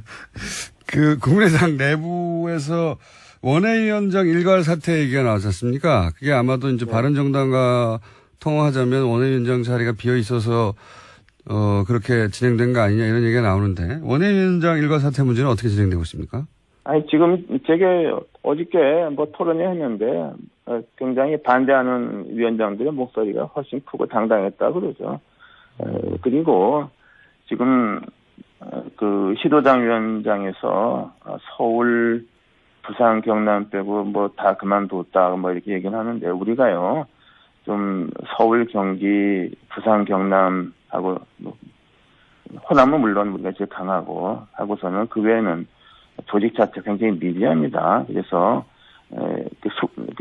원외위원장 숫자가 중요한 게 숫자도 정확히 누가 사퇴하는지 밝히지도 않아요. 하고 사실상 시도당 그렇게 당원도 별로 없고 존재 의미가 좀 취약한 데서 사퇴를 낸 것 같아요. 그리고 당원이 많고 당원 조직이 있는 위원장들은 다 사퇴 거부했습니다. 그래서 그거 보면은 그런 것도 대단히 잘못된 거죠. 그럴 이유가 없어요. 알겠습니다. 그러면 이건 어떻습니까? 사실 이제 정계 개편이 이제 있을 수밖에 없는 국면으로 가긴 가는 것 같습니다. 그래서 적어도 바른정당은 몇 분이 될지, 혹 시기가 언제일지 문제지 탈당이 이루어질 것 같은데요. 그러면 국민의당도 내부적으로 좀 요동치지 않겠습니까? 국민의당 내부에 특히 호남계 의원들은 지금 안철수 대표의 드라이브에 반발하고 있는데, 그분들이 민주당으로 돌아가거나 통합하거나 이런 가능성은 어떻게 보십니까?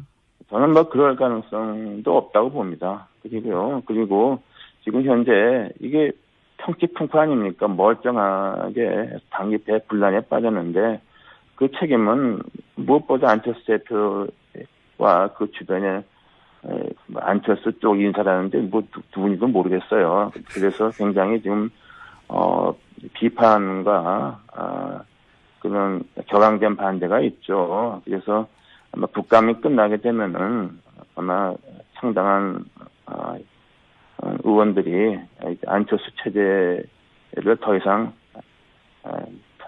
갈 수가 없다. 안철수 체제 갈 수가 없다. 이런 목소리가 분출될 것으로 저는 봅니다. 그래서 이거 그냥 멀쩡한 당원 갖다 분란에 빠뜨린 거 아닙니까? 저는 그렇게 봅니다. 그럼 국감 끝나고 나면 안철수 대표 체제를 청산하고 비대위로 가야 된다 이런 식의 주장까지도 나올 수 있는 상황이다 내부 분위기가. 그럴 가능성이 저는 있다고 봅니다. 그래서 어제 그리고 지금 안 대표 측에 대해서 반대를 분명히 했던 의원 보면은 다들 무게감이 있는 의원들 아닙니까요? 다선 의원들이죠. 그리고 이미 숫자도 이미 그 통합에 대한 반대 의사를 갖고 있는 의원들이 40에서 20을 훌쩍 넘는다고 봅니다. 그래서 이것은 이번에 멀쩡한 당에 그야말로 파문만 일으킨 거고 누군가는 책임을 져야 된다고 봅니다. 이게 마지막 질문인데요. 일단 오늘 네. 여기까지 할 텐데 만약에 그렇게 친한 게 안철수 대표를 중심으로 한 분들과 그리고 이제 그런 통합이나 이런 논의 자체가 말이 안 된다. 당에 피해를 끼쳤다 생각하시는 분들이 계속 논란이 커지면 같이 하기 힘들어질 수도 있는데 그 경우 의원님은 비례대표라서 탈당도 못 하시지 않습니까? 제가 왜 탈당을 합니까요? 저는 그 다수가 당을 지키자는 건데. 예. 무슨 탈당 같은 얘기를 합니까? 아니, 지금, 이게, 사실이요. 네. 평상시에는, 선거를 앞둔 게 평상시에는 의원이, 원내가 중요한 겁니다. 평상시 선거 임박해서, 가게 원내 후보 정할 때 그렇죠. 지금 다수가 주류가 우리 국민의당은 그대로 지키고 가서, 지방선거는 어차피 좀 야3당이 다 어려운 거고, 그리고 이제 총선까지 간다는 이런 생각을 하고 있는 건데, 그 탈당을 하면 다른 사람이 탈당을 해야죠. 왜 이렇게, 원래 당을 지키겠다는 사람이 탈당을 합니다. 그건 좀 엉뚱한 질문 같습니다. 알겠습니다. 자, 마지막으로 하나만 더 여쭤볼게요. 네. 요즘 현안이라 연결한 김에. 네. 지금은 적폐청산 대 정치보복 프레임 있지 않습니까? 여기 대해서 간단하게 논평해 주신다면요? 저는요, 적폐청산이라는 그 어감이 좀 강하죠. 네. 그러나 저는 이게 개혁, 그리고 지난 이명박 박근혜 시절에 있었던 9년 있었던 그 엄청난 독선과 오만에 있는 국정 파탄, 그 철저하게 바로잡아야 됩니다. 책임지어야 되고 심판해야만 됩니다. 저는 그러기 위해서 민주당이 국회 원내 과반이 안 되지 않습니까? 예. 저는 특별한 개별 사안에 대해서는 우리 국민의당도 좀 반대할 수 있지만은 그 큰 흐름, 개혁이라는 큰 흐름, 구정권에서 잘못된 것을 심판하고 바로잡고 책임을 지운다는 거기는 저는 같이 가야 된다고 봅니다. 그래서 현 정부에서 필요한 것은 저는 개혁연대라고 그렇게 그게 가장 중요하다고 봅니다. 알겠습니다. 오늘 말씀 감사합니다. 네, 감사합니다. 네, 지금까지 국민의당 이상돈 의원이었습니다. 내일은 통합에 찬성하는 의견 들어보겠습니다. 이명박 박근혜 정부 시절 아랍에미레이트 UAE 원전 수출에 대한 홍보 대단했습니다. 그런데 내용을 들여다보면 그게 아니었다라는 주장이 나왔습니다. 더불어민주당 홍익표 정책위 수석 부의장 연결됐습니다. 안녕하세요, 의원님. 예, 안녕하세요. 반갑습니다. 예, 바로 본론으로 들어가서 뭐가 문제입니까? 따져주십시오.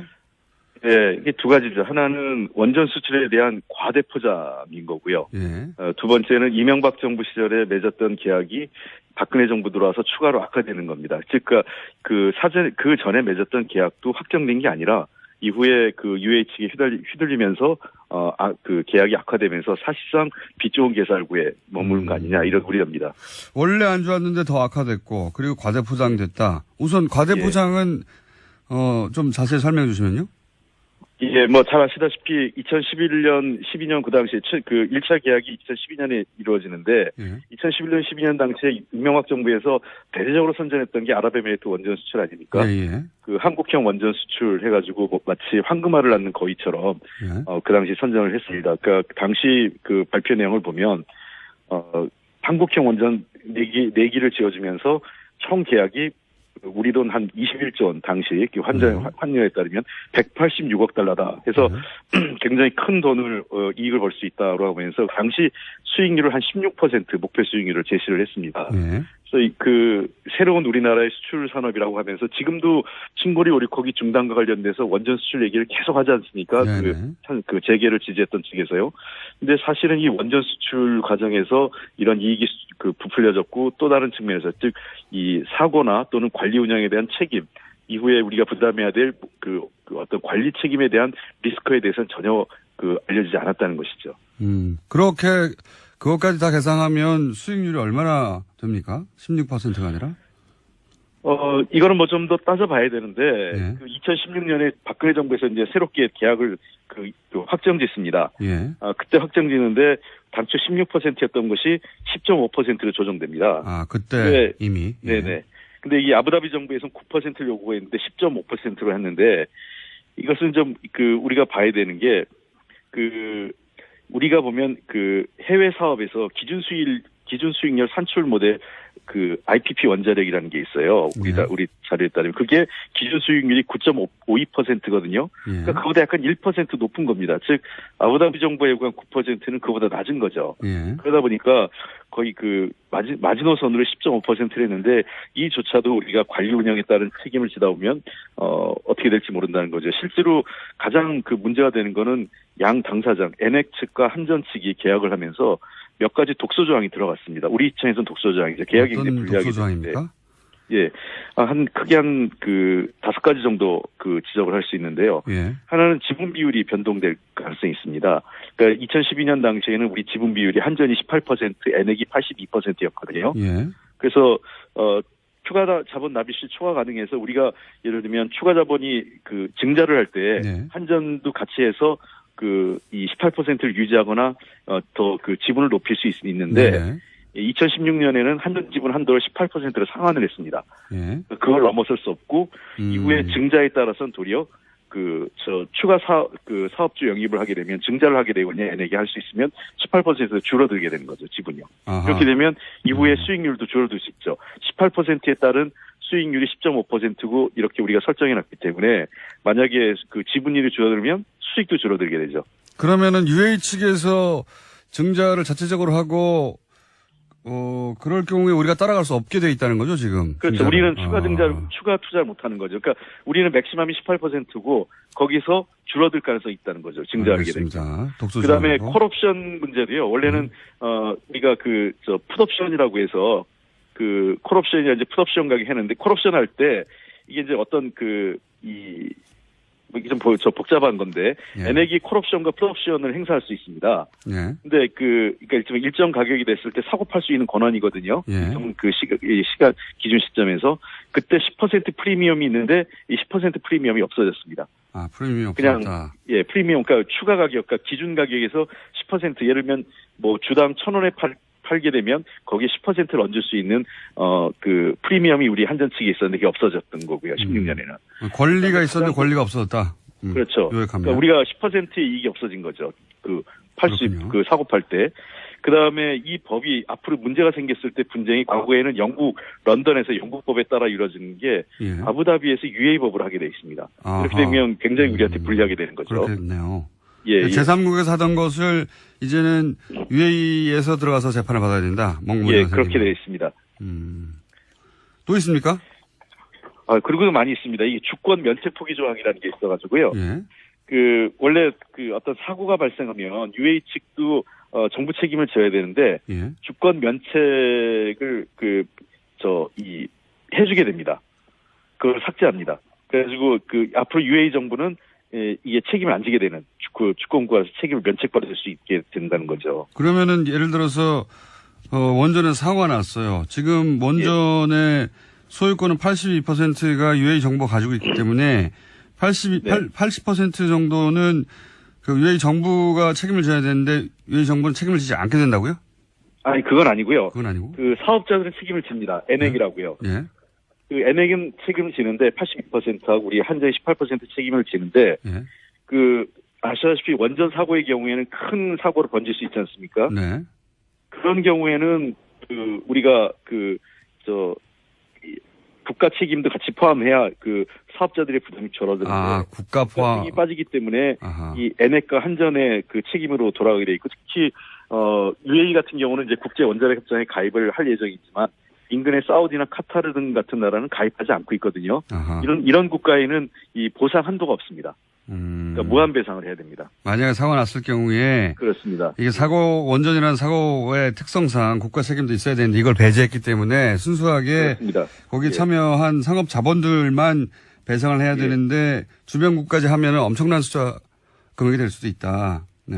예, 그렇습니다. 그리고 이게 지금 또 하나 문제는 이제 지체보상금인데요. 네. 이 준공 지연에 따른 이제 지체보상을 해야 되는 겁니다. 네. 하루에 60만 불인데 예. 2012년 우리가 당초 투자안에 따르면 한전 지분 투자 시 면제 조항이 있었는데 이 조항이 삭제됩니다. 2016년에는. 아하. 그렇게 되기 때문에 지금 당초 예상은 금년 말에 준공 예정이었는데 예. 현재는 하반기까지 지금 준공 자체가 좀 불투명한 상황이에요. 그래서 지체상금이 불가피한 상황인데 하루에 60만 불이면 7억이죠. 월 한 1,800만 달러 되죠. 예. 하루에 3개월만 7억이고. 돼도 4,800만 불이고 예. 6개월이면 거의 1억 불에 달합니다. 예, 그렇죠. 그래서 엄청난 물론 금액이네요. 한전 측은 이 준공이 늦어진 이유가 UAE의 원자력 규제 기관인 FANR의 승인 허가 때문이라고 하면서 이제 UAE하고 그랜드 파트너십을 맺으면 지상금 면제할 수 있다 이렇게 얘기하는데 이거는 불확실한 거죠. 계획서상으로는 이게 들어가 있지 않기 때문에요. 그러면은 이명박 정부 때는 이 계약 내용이 확정되지 않았는데 확정된 것처럼 얘기를 했고 그렇습니다. 그리고 이제 협상을 계속해서 박근혜 정부들에서 확정을 하긴 했는데 이때는 애초에 이명박 정부 때 확정되지 않은 사항은 이렇게 될 거라고 얘기했던 게 사실은 바뀌고 나쁜 조건들이 들어갔다는 거죠. 요약하면. 그렇습니다. 예. 그러니까 이게 당시 보면 한전 이사회에서 2016년 당시에 매우 우려합니다. 그러니까 여러 이사들이 이 투자에 대한 우려를 하고 있어요. 심지어 우리 잘 아시는 조정혁 전 의원 있지 않습니까? 예. 새누리당 의원이죠. 예. 이분도 이 우려를 해요. 그러니까 이게 자원 투자에 대한 여러 가지 걱정들을 하고 있기 때문에요. 많은 우려들을 하고 있습니다. 이걸 어떻습니까? 제가 기억하기로는 운영을 60년이었나요? 50년인가요? 네. 그렇게 운영을 굉장히 긴 시간 동안 하게 되고 그 기간 동안 계속해서 수익을 얻게 되고 등등등 이야기가 있었던 것 같은데 운영 기간은 어떻습니까? 운영권. 이 운영권도 우리가 당초 아는 거하고는 좀 다른 거죠. 당시에 우리가 장기간 하는 것으로 알고 있었지 않습니까? 예. 근데 이것도 완공주기 이제 5년 후 예. 완공되고 나면은 이제 5년 후에 매 3년마다 우리가 풋옵션 권리를 갖는 것 뿐입니다. 그러니까 그때마다 다시 연장되는 거죠. 아하. 그러니까 그 긴 기간 동안 보장을 받은 게 아니라? 예, 60년 보장은 아닙니다. 그렇군요. 그럼 실제로는 한 10여 년이 될 수도 있겠군요. 그렇게 될 수도 있는 거죠. 한 10년 이내가 될 수 있는 거고 한 20년이 될 수도 있는 거죠. 그러니까 이게 풋옵션 권리를 그쪽 NX 측이 가지고 있기 때문에 이게 수익이 좋다고 판단하면 NX 측이 그 아까 얘기한 제가 풋옵션이라고 얘기했지 않습니까? 이거를 사들일 수 있는 겁니다. 그 주식을요. 한전 측의 주식을. 예. 근데 당초에는 10% 프리미엄이 있었는데 그게 없어져 버린 거죠.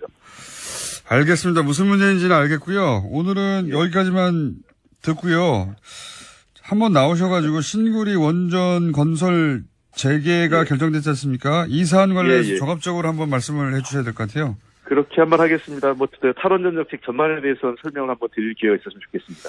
알겠습니다. 오늘 여기까지 듣겠습니다. 네. 감사합니다. 네, 고맙습니다. 예. 네. 지금까지 더불어민주당 홍익표 정책위 수석 부의장이었습니다. 예. 국감에서 나온 내용이었죠. AS는 주진우 안원구, 안원구 주진우, 예. 두 콤비 관련 문자가 많습니다. 톰과 제리. 다들 자기가 더 쉽다고 난리네요. 셋 다 어려워요. 라고 하시는 분도 있고, 아니, 다 알아듣습니다. 저는 하시는 분들도 있는데, 예. 아무래도 2시간에 걸친 특별 방송이 따로 필요합니다. 한 번에 다 정리하게. 한 번에 다 정리해서 할 수는 있는데요. 예. 그리고 또 잊어버리실 거예요. 워낙 많은 명칭들이 등장해서. 여하간 이 다스는 누구 겁니까? 예. 관련 방송은 저희가 다스는 누구 건지 밝혀질 때까지 계속 할 것이다. 예. 그렇습니다. 다스는 누구 겁니까? 관련 문자가 굉장히 많이 왔네요. 예. 개그 콘서트에서 유민상 씨가 하는 코너에서 다스는 누구 겁니까? 나왔습니다. 과감하네요? 네. 얼마나 자세히 혹은 얼마나 재미있게 표현되는지 모르겠는데. 매일 5살 아이와 뉴스 공장을 듣고 있는데 오늘은 아이가 갑자기 그러네요. 다스가 뭐야? 유치원생들도 다 다스가 뭔지 알 때까지 저희가 계속 방송하겠습니다. 여기까지 하겠습니다. 르봉드 디플로마티크 편집장이셨고 지금 편집위원이시고 인문결 연구소 아직 홈페이지도 없는 연구소의 소장님 임상훈 소장님 나오셨습니다. 안녕하십니까? 네, 안녕하십니까? 오늘 안경을 하시고 또 돋보기를 또 하시고 예, 공부 많이 한 사람은 안경을 2개나 써야 돼서요. 예, 하나 갖고 안 보이네요. 그 안경 아래쪽에 돋보기 돼 있는 그런 거 있지 않습니까? 왜? 예, 되는데 그러니까 이게 그렇게 하려면은 정확하게 맞추려면 좀 비싸요, 사실은. 그래서 이렇게 하는 게 더 싸서. 그렇죠. 아래쪽은 돋보기로 된 알들은 비싸더라고요. 예, 그 좋은 걸로 하려면 굉장히 비싸더라고요. 예, 거기까지는 그래서 싼 걸로 그냥 2개로 겹치는 게 쌉니다. 자, 인문결 연구소에 회원 많아져야 되겠습니다. 그래서 안경을 2개나 끼고 나오셨네요. 자. 중의원 선거를 다루실 거라고 제가 예, 일본에서 어제 그 중의원 선거가 있었죠. 중의원이라 하면은 이제 그 하원에 해당되는 그 선거인데 우리나라에서도 관심이 많이 높았었죠. 그렇죠. 아베가 어떻게 될 거냐. 네. 그 결과를 잠깐 말씀드리면요. 아직 정확하게 모든 것이 종료되지는 않았습니다. 근데 아사히 신문의 발표를 보면은 현재까지 자민당과 공명당의 연합 정권 312석을 얻었다. 312석이면 개헌 가능한 숫자 아닙니까? 그렇죠. 3분의 2를 넘어선 거죠. 드디어 개헌하겠네요. 그렇게 나왔고 그다음에 요미우리 신문의 경우는 312석을 넘지는 않은 것으로 지금 나오고 있습니다. 그러니까는 309석이 됐다. 그래요? 근데 309석이면 사실상 310석에 한 석 부족한데. 그러니까요. 310이죠, 숫자가. 그런데 한 명 땡겨오겠네요, 그러면. 그렇죠. 근데 이제 그 자민당 단독으로 이미 과반은 넘어선 것으로 지금 나오고 있고요. 과반은 단독으로 넘어섰고 그다음에 공명당과 연립정권이 이제 합하면은 아까 이제 말씀드린 그 수치가 나오는데 근데 이제 3분의 2석이 왜 중요하냐? 그 개헌 가능. 그렇죠. 선이 전쟁 가능한 국가. 그렇죠. 거기까지 이제 갈 수 있는 선이 3분의 2 선이죠. 그게 310석인데 그 조건으로 따지자면은 지금 아까 말씀드린 것처럼 312, 309 이게 중요한 게 아니라 이미 개헌에 찬성하고 있는 그러니까 야당 중에서도 개헌에 찬성하고 있는 야당들이 또 있거든요. 그 희망의 당이라든가. 희망의 당. 예. 그 사실 야당이지만 사실상 그 우파 정당입니다. 더 극우 극우죠. 여기가. 극우 정당입니다. 네. 그다음에 유신당 역시 마찬가지로 개헌에 찬성하고 있는 정당인데 그 이 희망의 당이 지금 49석이 나오는 것으로 두 언론사가 동일하게 49석이나요? 네. 야. 근데 원래는 더 나올 것이라고 예상이 됐었어요. 그런데 그러니까 왜냐하면 이걸 좀 이따 말씀드릴게요. 그리고 그런데 이제 제1야당 자리를 놓고 경합을 벌였던 입헌민주당이 54석으로 그래서 이제 말하자면은 제1야당이 될 가능성이 지금으로서는 굉장히 높아진 거죠. 어쨌든 근데 이제 그 개헌이 가능한 3분의 2석을 넘으려는 그러니까는 310석을 넘기 위해서는 아까 말한 그 숫자에다가 이 희망당 49석 그다음에 유신당 10석 합치면 이미 훨씬 넘어선 거죠. 그러니까 사실상 아베 총리 입장에서는 복도 이런 복이 있을까요? 희망의 당은 우리로 치면은 친박당 정도 되는 거죠. 네, 친박당. 그러니까 자유한국당이 있는데 친박당이 또 생겨서 근데 그 친박당이 한 40석, 50석 얻었다 이렇게 그렇죠. 생각하시면 되는 정도의 극우 정당인데 이게 저는 아베 전략이라고 봅니다. 이렇게 더 극우가 생김으로 해서 자신이 마치 중도처럼 보이는 효과를 거두려고 하는 거 아닙니까? 예. 충분히 가능성이 같은 있죠. 편이에요, 같은 편. 예. 네, 사실은. 사실상은 같은 편입니다. 다만 이제 그러니까 우파 안에서 경쟁을 벌였었는데 그러니까는 고이케 유리코 도쿄도 도지사 사실상 한때는 아베 총리를 위협할 수 있는 혹은 차기 주자로 이렇게 우리 내세울 수 있는 그렇게 됐었습니다만은 결국은 그 실험에 실패를 했다 이렇게 볼 수도 있고요. 왜냐하면은 아까 이제 말씀을 드리려고 했던 것이 뭐였냐면은 사실상 54석이 나올 것이다. 아니면 더 넘을 수도 있다. 이제 이렇게 해서인데 49석이 나왔거든, 지금. 그거는 뭐냐면은, 이 희망의 당이, 그러니까 좌파의 그 의원이 그렇게 많지는 않았었어요. 근데 어떻게 된 거냐면은 민진당이라고 있었잖아요. 민진당에서 사실상 야당인데 민진당 의원들이 상당수가 그러니까 민진당 지도부에서 이미 이번에 출전을 포기하고 좌파 의원들로 하여금 희망의 당에 알아서 그냥 단일 후보로 만들어서 나가라 이렇게 사실상 포기를 한 거죠. 그러니까 이게 전략적으로 야당이 대실패를 한 건데 거기에 반발해서 입헌민주당이 이제 만들어진 그 정당인데 그러니까 이번에 새로 만들어진 정당이에요. 이번 10월 초인가 9월 말에. 근데 희망의 당도 만든 지 얼마 안 된. 그렇죠. 근데 이제 지금 아까 말씀드렸던 입헌민주당이 단숨에 지금 제1야당으로 섰다는 거죠. 그래서 저는 이제 이런 것들을 우리가 봤을 때 몇 달 전에 프랑스 선거 때도 말씀을 드렸던 것 같은데요. 사실 교훈이 있습니다. 우리가 정치를 할 때 명분으로는 어떤 대의 명분 굉장히 중요한 그런 거죠. 현실적으로는 표가 중요하다 이렇게 하는데 국민들은 그렇게 만만하지 않습니다. 현실적으로도 야당으로서 명분을 잃으면은 단순히 표를 쫓아서 이렇게 따라가다가는 지금 일본 선거처럼 이번에 민진당처럼 바로 망한다. 지난 프랑스 대선 때도 그렇지 않았습니까? 프랑스 총선 때 죄송합니다. 총선 때도 그랬던 것이 사회당이 바로 표를 위한 어떤 노선 변경 이런 전략을 썼다가 완전히 좌파로 요건자를 다 뺏겼거든요. 그러니까는 그러면서 이게 더 좌파가 더 커지는 그런 효과가 나왔었는데 자기 정체성을 지켜야 된다는 그런 말씀을 하시는 거죠. 예. 이제 그렇게 볼 수가 있습니다. 근데 그나저나 저는 사실 일본이 오랫동안 사실 사실상의 일당 독재에 가까운 국가지 않습니까? 네. 몇십 년입니까 이미 전후에. 그렇죠. 예. 잠깐 민주당 한번 했다가 망하고. 네. 그래서 국가를 자기들 뜻대로 보수 색깔을 유지하는 노하우가 오랫동안 발전해 왔어요. 그래서 우리 일베가 일본에서 모델을 따온 것이라고 보여지는 일본의 혐한 단체 있지 않습니까? 네. 그 혐한 단체도 소위 이제 일본의 보수 정치인과 결탁해서 네. 일본의 보수 분위기를 만들어내는데 기여했다라고 하는 게 일본의 소위 탐사 보도를 하는 언론인들 사실 탐사 보도가 일본이 약해요. 약한데 그 중에 그런 걸 꾸준히 주장하는 기자들이 있습니다, 언론들이. 네.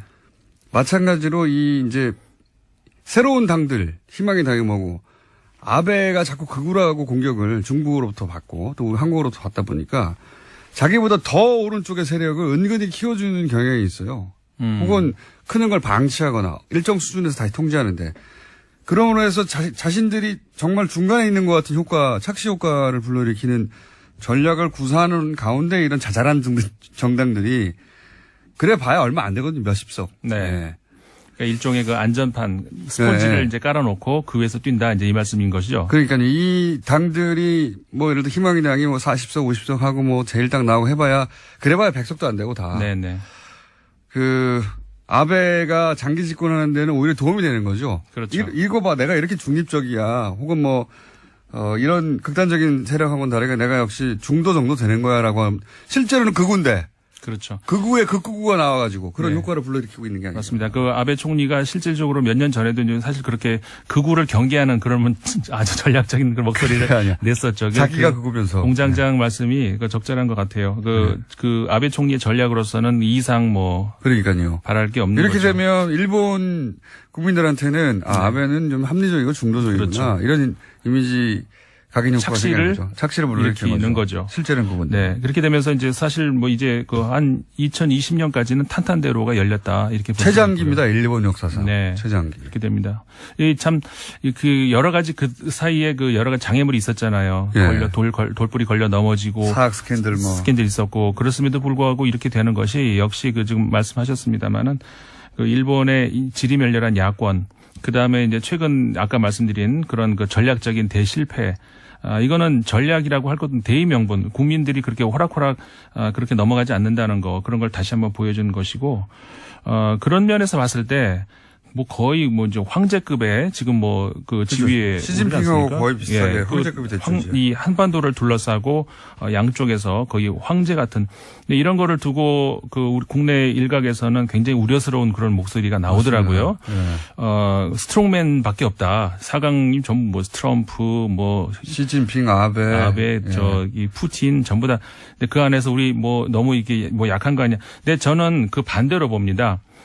사실 아까 우리 공장장님 처음에 시작할 때 말씀하시는 것도 제가 들었는데, 이번에 우리 그 원전 관련해서 국민들하고 이제 토론을 하는 소위 말해서 우리 수구의 민주주의라고 네, 말을 수구의, 하죠. 네. 심의 민주주의라고도 하고 이게 지난 작년 촛불 혁명에 이어서 어떻게 보면 정치적인 아주 굉장히 큰 실험이었다고 볼 수가 저도 있거든요. 굉장히 높게 평가하는데 개인적으로는. 네. 예. 이게 과거에는 우리나라가 경제는 세계를 앞서가는데 정치는 뒤따라간다 이런 소리를 들었었는데 이제는 반대가 거꾸로 됐어요.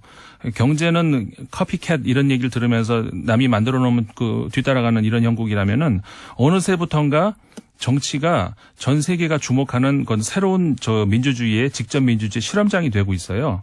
그러니까 지금 수구의 민주주의 같은 경우도 이미 각 언론들 그래서 예를 들어서 조선일보 같은 경우도 국민 이성 예. 동아일보도 집단 지성이라는 말을 쓰면서 굉장히 뭐라고 할까요? 호평을 이렇게 내놨다는 거죠. 사실은 저는 그렇게까지 기대 안 했었거든요. 네. 근데 과정도 매끄러웠지만 결론도 누가 찬성하든 반대하든 상관없이 그렇죠.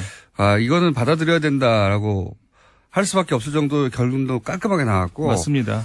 예, 이 정도면은 제가 보기에는 다른 나라에서 모델로 배우러 올 것 같고. 그럼요. 예. 제도를 조금 더 보완하고. 네. 예를 들어서 여론조사 기법이 계속 발전하고 고도화됐듯이 조금 더 정교하게 의견을 받아들일 방법이 없을까. 보완해 네. 나가서 이 정도면은 웬만한 어려운 거는 다 이걸 통해서도 해결할 수 있겠다는 생각이 듭니다. 맞습니다. 저는. 그래서 아까 말씀드렸던 것처럼 어떤 주변의 국가들에 있어서의 어떤 한 개인의 리더에 의해서 끌어가는 장기 집권 이건 20세기 모델이죠. 20세기 중에서도 후진 국가 모델인데, 그러니까 한마디로 거꾸로 가고 있는 그런 주변에 맞서서 우리나라는 그렇지 않다는 거, 굉장히 탄탄한 민주주의의 어떤 길로 들어서고 있다. 그런 모델을 현 정부, 문재인 정권이 잘 만들어내고 있다. 저는 그래서 갑자기 국뽕이란 말 지난주에 제가 말씀드리려고 했었잖아요. 국뽕이요? 근데 네. 이건 새로운 의미에서의 국뽕인데 이거는 굉장히 자랑스러운 어떤 새로운 현상이죠. 리더에 의한 국뽕이 리더를 따라가려는 게 아니라 우리가 만들어내는 거. 예. 이거 제가 보기에는 해외 정치학자들이나 이거 주목하기 시작하면 큰 뉴스거리가 될 거예요. 네, 해외에서. 그럼요. 예. 제가- 해외에서도 이런 거 안 해요. 그렇죠. 이거 저 굉장히 드문 예예요. 이런 네. 거는 전 세계적으로도. 자, 소장님. 네. 가입자 많았으면 좋겠습니다. 덕분에 많아질 것 같습니다. 여기까지였습니다. 임상훈 편집위원이었습니다. 안녕! 대탄 얘기는 우병우, 최순실, 박근혜로 이어지는 국정농단의 핵심 라인을 인정해야 되는 거거든요. 드러나야 되는 거. 결국은 추명호 국장을 보호한다는 것은 박근혜 전 대통령으로 연결되는 그 고리를 보호하는 거다라고 그걸 영장 실질심사 같은 것으로 보호하고 있는 것이다. 그걸 기각심으로써 라고 추론하는 게 자연스럽지 않나 저는 생각합니다만 두 번째 영장도 기각하는 점 두고 보죠. 예. 이런 추가적인 사실들이 많이 나오는데 국정원 간부가 증거인멸의 위험이 없다고 하는 건 좀 말이 안 된다고 봅니다. 그것이 직업인 곳이에요. 여기는. 예를 들어서 그게 적국을 상대로 하는 거면 그게 잘하는 거죠. 근데 이렇게 공작을 국민들을 상대로 해놓고 그게 드러날 것 같으면 다 없애버리는 그게 직업인 조직하고 거기 국장이 증거인멸의 위험이 없다고 기각한다는 건 정말 웃기는 소리라고 봅니다. 가짜 물론, 사무실. 예, 추정국장 같은 경우에는 혐의의 타당성, 필요성, 구속영장의 필요성 같은 것이 인정하기 어렵다라는 이유도 있긴 있는데요. 어쨌거나 두 상위의 상급자 두 사람은 증거인멸 우려가 있다라는 이유로요 영장이 나왔습니다. 자, 이렇게 되면 남재준 당시 국정원장도 이제 수사 대상이 되겠네요. 직접적인. 네, 그렇죠. 왜냐하면 그때 압수수색 할 때 압수수색 메인 서버 거부한 게 남재준 국정원장이었습니다. 자, 국정원 관련된 소식은 계속 나오고 있고요. 다음 뉴스는요? 네, 자유한국당 관련된 소식도 전해드리겠습니다. 자유한국당 홍준표 대표가 친박 핵심 의원들과 서로 싸우고 있는데요. 서로 물러나라면서 폭로전에 나섰습니다. 자유한국당 윤리위원회가 지난 20일에 박근혜 전 대통령과 서청원, 최경환 의원에 대해서 탈당 권유 징계 결정을 내렸습니다. 그 이후에 벌어진 일인데요. 서청원 의원은 어제 기자회견을 자청해서 홍준표 대표 체제가 종식돼야 된다라고 비판했습니다. 특히 성완종 리스트 사건을 꺼내들었는데요. 그와 관련해서 홍 대표가 자신에게 협조를 요청한 일이 있다라고 폭로했습니다. 그러자 홍준표 대표는 또 반박을 했는데요. 오히려 MB정부 때 감형시켜주고 석방시켜주고 사면해준 사람에게 고맙다고 인사한 사람이 누구냐라고 반박한 겁니다. 기억하실지 모르겠는데 올 초에 작년 연말부터 새누리당 시절 비대위원장 임명진 목사와 서청원 의원이 유사한 공방을 벌인 적이 있어요. 그때 제가 첫 공방을 보고 이게 약속 대련일 수도 있다라는 얘기를 했거든요. 그리고 실제 미락설도 나왔죠, 나중에. 임명준 위원장이 뭐 국회의장으로 모신다고 했다느니 또는 뭐 친박 의원들을 친박 의원들에게 일단 탈당계를 내면 나중에 돌려주겠다고 했다든지 뭐. 약속 대련의 한계가 난다고 했는데 그러면서 임명준 위원장이 사퇴하면 진짜고 사퇴하지 않으면 약속 대련이다. 근데 사퇴 안 했어요, 아무도. 예. 이번에는 그럼 진짜 결투냐? 그때 척도가 사퇴하느냐 아니냐였다면 제가 보기에는 이번에 척도는 서청원 의원이 홍준표 대표와 관련해서 뭔가 물증을 가지고 있다는 식으로 얘기를 하잖아요. 예, 녹취록 관련 자료가 있다라는 식의 네. 암시를 했습니다. 근데 그 물증을 내놓는데 나중에 홍준표 대표에게 치명적 타격을 줘서 대표를 물러나게 할 정도다. 그럼 진짜 싸우는 거고요. 예. 내놨는데 별게 아니거나 아니면 안 내놓거나 약속 대련일 수 있습니다. 네. 이분들은 말이죠.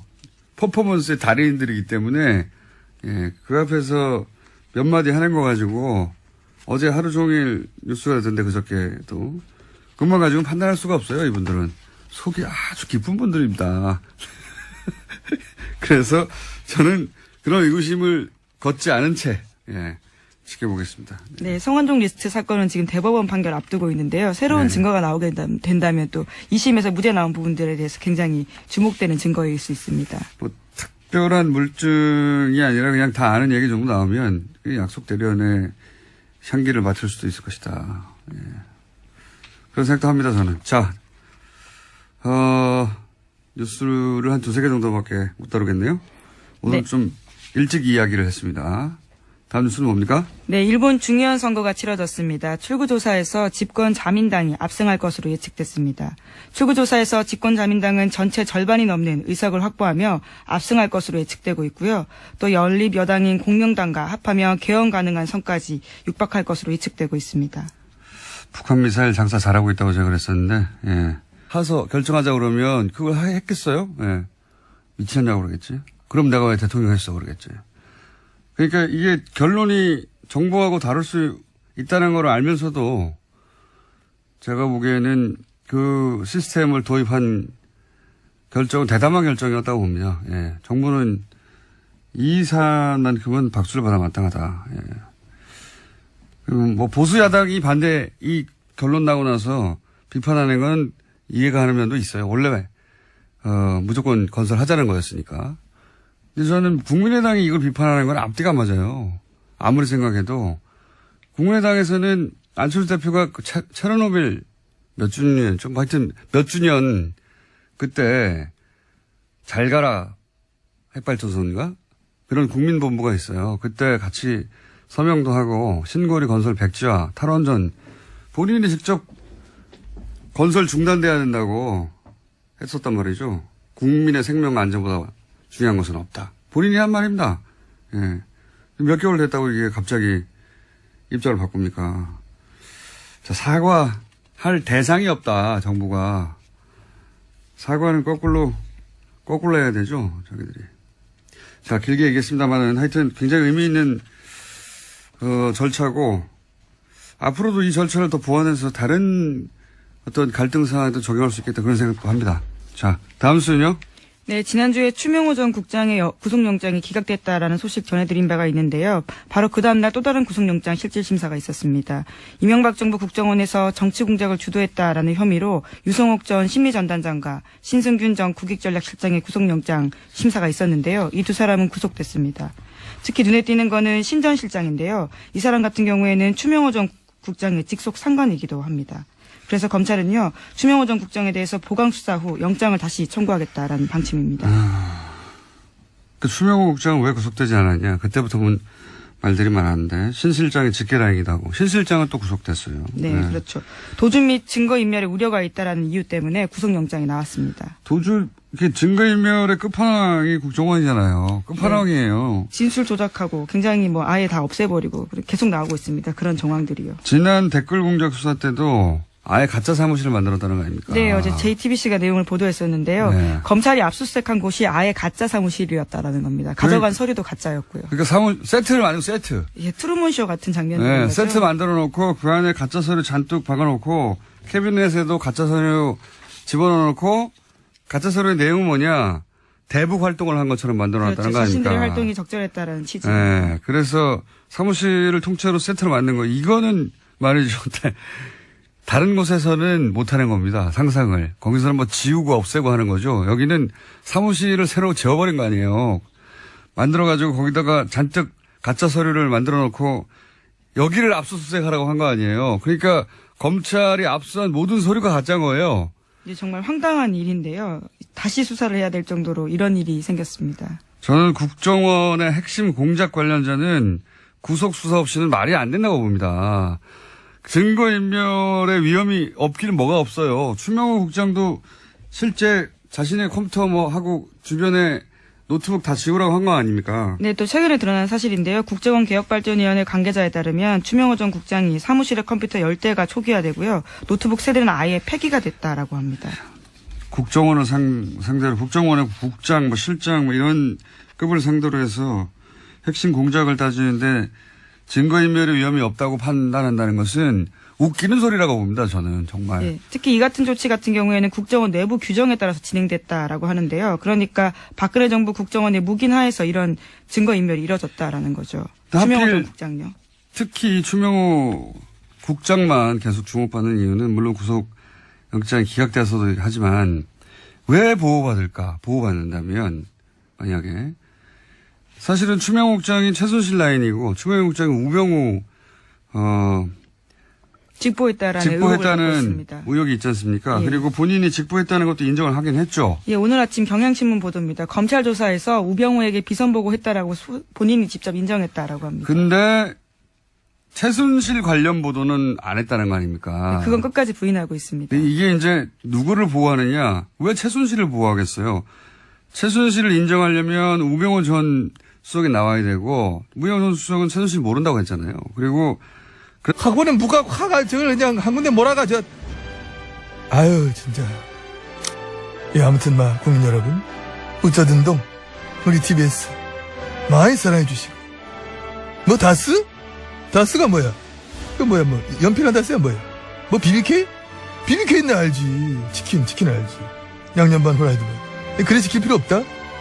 후라이드 시킨 다음에 양념 싸주세요. 이렇게 찍어 먹는 건데. 벌써 2달이 됐습니다. 저희가 BBK 다스를 다뤄온 지가. 드디어 이제 거의 모든 국민들이 다스 누굽니까를 알고 있고 개그 프로그램에서도 나왔다고 합니다. 다스 누굽니까? 다스 누구 겁니까는 저희 방송을 계속 들어오신 분들은 그 답을 알 텐데. 자, 주진우 기자, 안원구 청장님 나오셨습니다. 안녕하십니까? 안녕하십니까? 안녕하십니까? 네. 목소리로 이제 구분하시고요, 두 분을. 지난 시간에 저희가 본론을 들어가려고 하다가 실패한 이야기를 이어서 오늘 해야 될 것 같아요.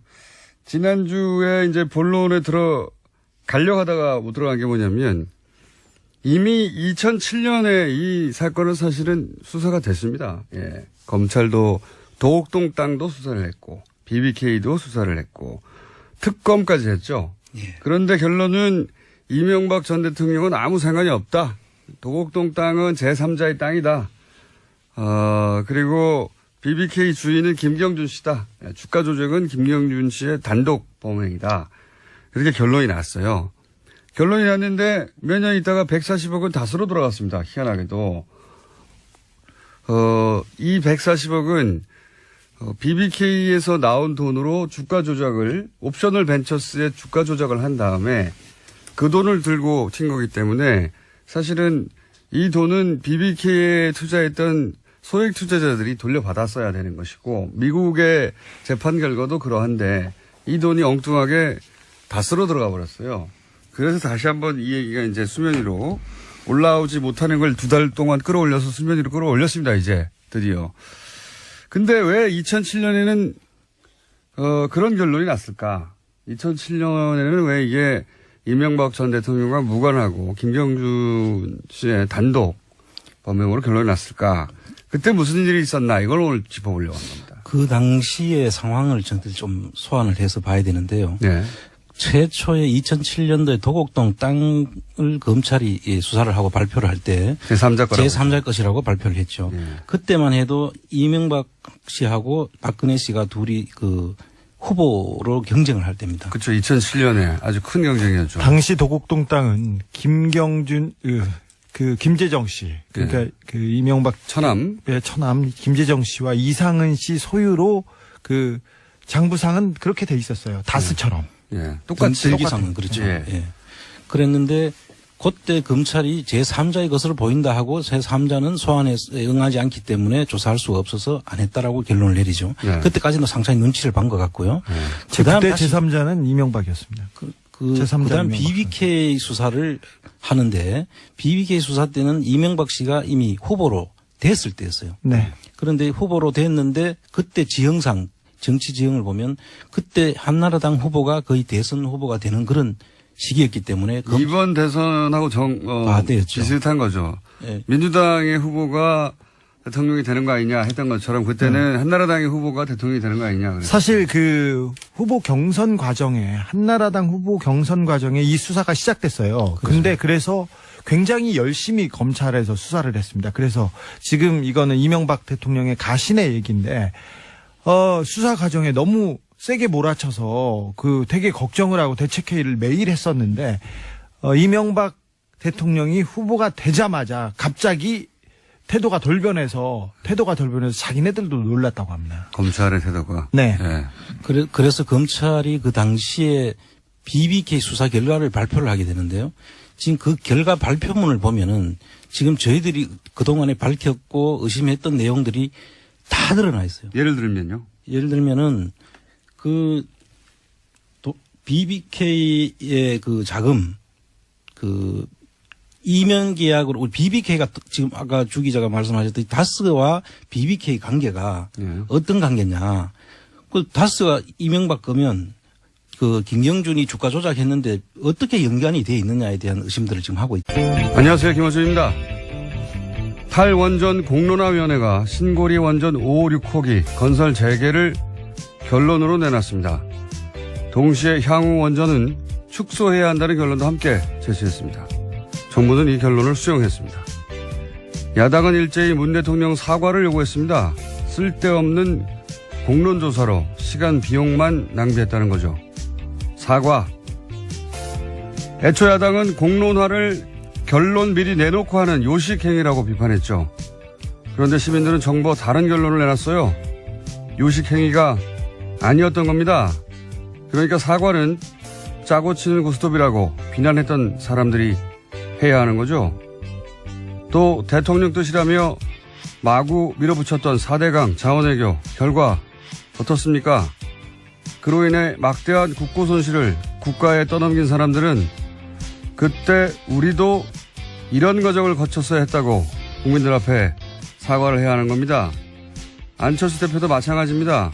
본인 대선 공약도 탈원전에 신고리 건설 백지화 아니었습니까? 역시 사과는 자신의 공약을 몇 개월 만에 뒤집은 본인이 해야 하는 거죠. 공론화라는 이 절차 큰 박수를 받아 마땅합니다. 김어준 생각이었습니다. 다스는 누구 겁니까? 누구 겁니까? 자, 저는 이 공론화위원회가 건설 중단을 결론을 낼 줄 알았어요. 네. 아무래도 대통령 공약이었기 때문에요. 네. 그렇게 전망되는 바도 컸었습니다. 게다가 참 재밌는 것은 이 공론화위원회 발표 이후에 원전 건설, 추가 건설은 중단해야 된다는 여론이 훨씬 높아졌어요. 굉장한 실험이었어요, 제가 보기에는. 예, 정말 새롭고 신기한 실험이었는데요. 의미 있는 또 과정이었습니다. 결과를 잠깐 정리해 주세요. 네, 신고리 5, 6호기 공론화위원회가 지난 20일에 건설 재개 권고안을 담은 최종 권고안을 발표했습니다. 최종 조사 결과에서는 건설 재개가 59.5%, 건설 중단이 40.5%였고요. 그래서 최종 결과는 19%포인트 차이가 났습니다. 그러니까 5, 6호기는 건설을 재개하되 이미 공정이 진행됐으니까 그러나 추가 건설은 하지 말자. 이게 결론이잖아요. 그리고 이 발표 이후에 제가 알기로는 리얼미터 여론조사가 있는데 원래 박빙이었거든요. 건설 재개와 중단이. 탈원전 여론이 훨씬 높아졌어요. 참 예상 못했던 결과입니다. 모든 게. 예. 그리고 이 실험 자체가 가지는 의미가 굉장히 큰 게 그동안 우리가 대의민주주의라고 했거든요. 그러니까 동네마다 의원씩 하나 뽑아가지고 나 대신해서 대의해서 법을 만들고 시스템을 운영하는. 이번에는 선출직 하나도 없이 다 스스로 공부하고 다 스스로 질문하고 판단해서 시민들이 정책을 결정한 거거든요. 이런 제도는 스위스를 직접민주주의라고 하는데 말이 직접민주주의죠. 거기 있는 칸톤이라고 그러죠. 그 주에서 실제 그 광장에 모여가지고 직접 의사결정을 하는 주는 하나밖에 없어요. 이름 갑자기 생각 안 나요. 글라루스인가? 예, 글라루스일 겁니다. 작은 도시인데 1년에 한 번 그것도 광장에 모여서 자기들끼리 투표해가지고 뭘 결정하는 란츠기 마인드인가? 오늘 갑자기 안 척하려고 했더니. 스위스도 직접민주주의라고 이렇게 흔적이 남아있는 거죠, 흔적이. 실제 이 공론화 제도는 제가 보기에는 세계적으로 굉장히 큰 의미가 있고 사실 야당 나와서 100명씩 막 밤새 3박 4일 끝장 토론을 한다고 해도 이거 결론 안 나거든요, 절대로. 싸우기만 하지. 그런데 이제 이 400여 명이, 길을 제시했고 그게 굉장히, 그 결론이 마음에 안 드시는 분들도 있겠지만, 저도 뭐 건설 중단이 개인적인, 생각인데, 이런 과정을 거쳐서 결론이 나면 또 수긍하지 않을 수가 없어요. 네, 네. 과정 자체가 굉장히 의미 있는 실험이었습니다. 이런 보완은 필요하겠죠. 그러니까 400명이 과연 민의를 평균적으로 제대로 반영했는가. 근데 이건 뭐 여론조사 기법이 시간이 지날수록 정교해지잖아요. 그렇게 이제 보완할 문제인 것이고. 예.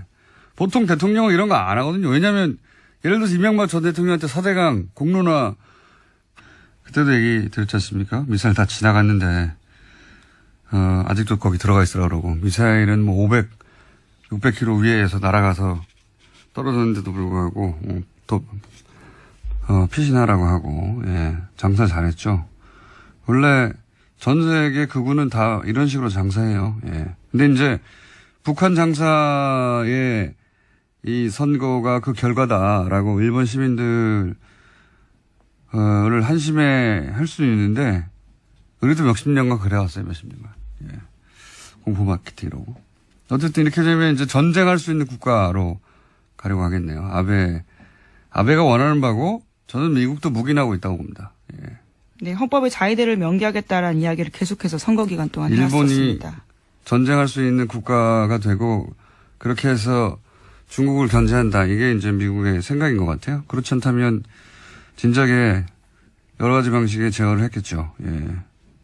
수수방관하고 있는 거죠. 예. 우리한테는 그러니까 좋은 게 아니에요, 전혀. 미국을 그 일방적인 우방으로만 생각할 게 아니라 미국이 동북아에서 어떤 전략을 가지고 있고 우리는 어떻게 활용하고 일본은 어떻게 활용하는지 봐야지. 맨날 미국 얘기만 하면 뭐합니까? 예. 자, 다음 뉴스는 또 뭡니까? 네, 도널드 트럼프 미국 대통령이 대북 대응과 관련한 인터뷰를 또 했습니다. 필요한 경우에 대비해서 우리가 얼마나 안전하게 준비되어 있는지 안다면 충격을 받을 것이다 라고 말했는데요. 폭스뉴스 프로그램과 한 인터뷰에서 한 말입니다. 예, 아무 내용 없이 똑같은 말을 계속 한다는 게 충격적이네요. 몇 달째. 이건 리얼리티 프로에서 예고편 보면 항상 뭔가 충격적인 내용이 나올 것 같잖아요. 다음에. 보면 별거 없어요. 똑같은 짓의 반복입니다. 뻥튀기 연속. 예, 말만 바뀌었지. 네, 다음 달 동북아를 이제 드디어 방문하게 되는데요. 이와 앞서서 북핵 위기와 관련된 이야기를 한 것으로 보입니다. 아니, 그러니까 뭐, 충격을 더 이상 안 받으니까 자기가 직접 충격이라는 단어를 사용하는 거 아닙니까? 다음 뉴스는요? 네, 카탈루냐 분리 독립을 둘러싼 스페인 중앙정부와 카탈루냐 자치정부의 갈등이 다시 커지고 있습니다. 스페인 총리가 현지 시각으로 21일 긴급 국무회의를 열고 헌법을 발동해서 카탈루냐 자치정부를 해산하고 향후 6개월 내에 선거로 새 지방정부를 구성하기로 결정했습니다. 그 기간 동안엔 중앙정부가 카탈루냐를 직접 통치하게 되는데요. 카탈루냐 자치정부는 반발하고 있습니다. 이게 원래 강대국 혹은 강제한 전략이에요. 이게 자치권을 박탈한다고 해버리면 이제부터 카탈루냐는 독립이 아니라 자치권 확보가 전선이 되는 겁니다. 그러니까 제가 보기에는 카탈루냐 자치정부가 전략적으로 실패했다. 그때 독립선언을 했었어야 돼요. 독립선언을 해놓고 독립선언을 한다고 직접 바로 독립되나요? 안 되는데 전선을 거기서 그었어야지. 이거 뭐 내가 열내고 할 얘기도 아니긴 한데 투표권도 없고. 근데 그랬어야지 최소한 자치권 확대라도 되죠. 예. 이 중앙정부가 계속 겁주고 그러니까 이제 유예한 거 아닙니까? 선언을. 유예하고 났더니 아예 박탈한다고 전선을 밑에다 확 그어버린 거죠. 여기에 이제는 뭐 다시 되돌려 달라고 시위를 해야 될 판이니까 전략적인 완전한 실패죠. 예. 당한 거라고 봅니다. 물론 뭐 다시 국면 전환이 100만 명, 200만 명이 나와서 계속 시위를 하면 될 수도 있겠지만 지금으로서는 뭐 끝났다고 봐야죠. 자, 오늘 여기까지 하겠습니다. 시사인의 김은지였습니다. 감사합니다. 국민 여러분 안녕하십니까. 여러분의 귀염둥이 MB 인사 올렸습니다. 오늘의 대국민 메시지는 간만에 좋은 말로 시작하려고 합니다. 2017년 TBS 가을 개편 진심으로 축하를 드립니다. 부디 더욱 공정하고 극하고 정직하고 도덕적으로 완벽한 방송으로 거듭나길 바란다. 그런 확신을 저는 가지고 있는 것입니다. 참 보면 TBS 대견합니다. 이거 다 내가 키운 건데 근데 이거 자꾸만 엉뚱한 데로 가갖고 참 대견한 가운데 한편은 또 마음이 많이 아픕니다. 이게 왜 이래 됐는지. 응? 이외에 딴 거 있습니까? 바로 나오지 김어주의 저거 때문에 저거. 이게 다 니 때문에 이 털보야 이 더러운 털보야. 응? 그거하고 저거 하나만 해도 이제 완전 저 불감당인데 저거 말도 안 되는데. 그래서 주진우, 안홍구, 이것들 진짜 내 현직에 있어 같으면 저 웬스톤으로 저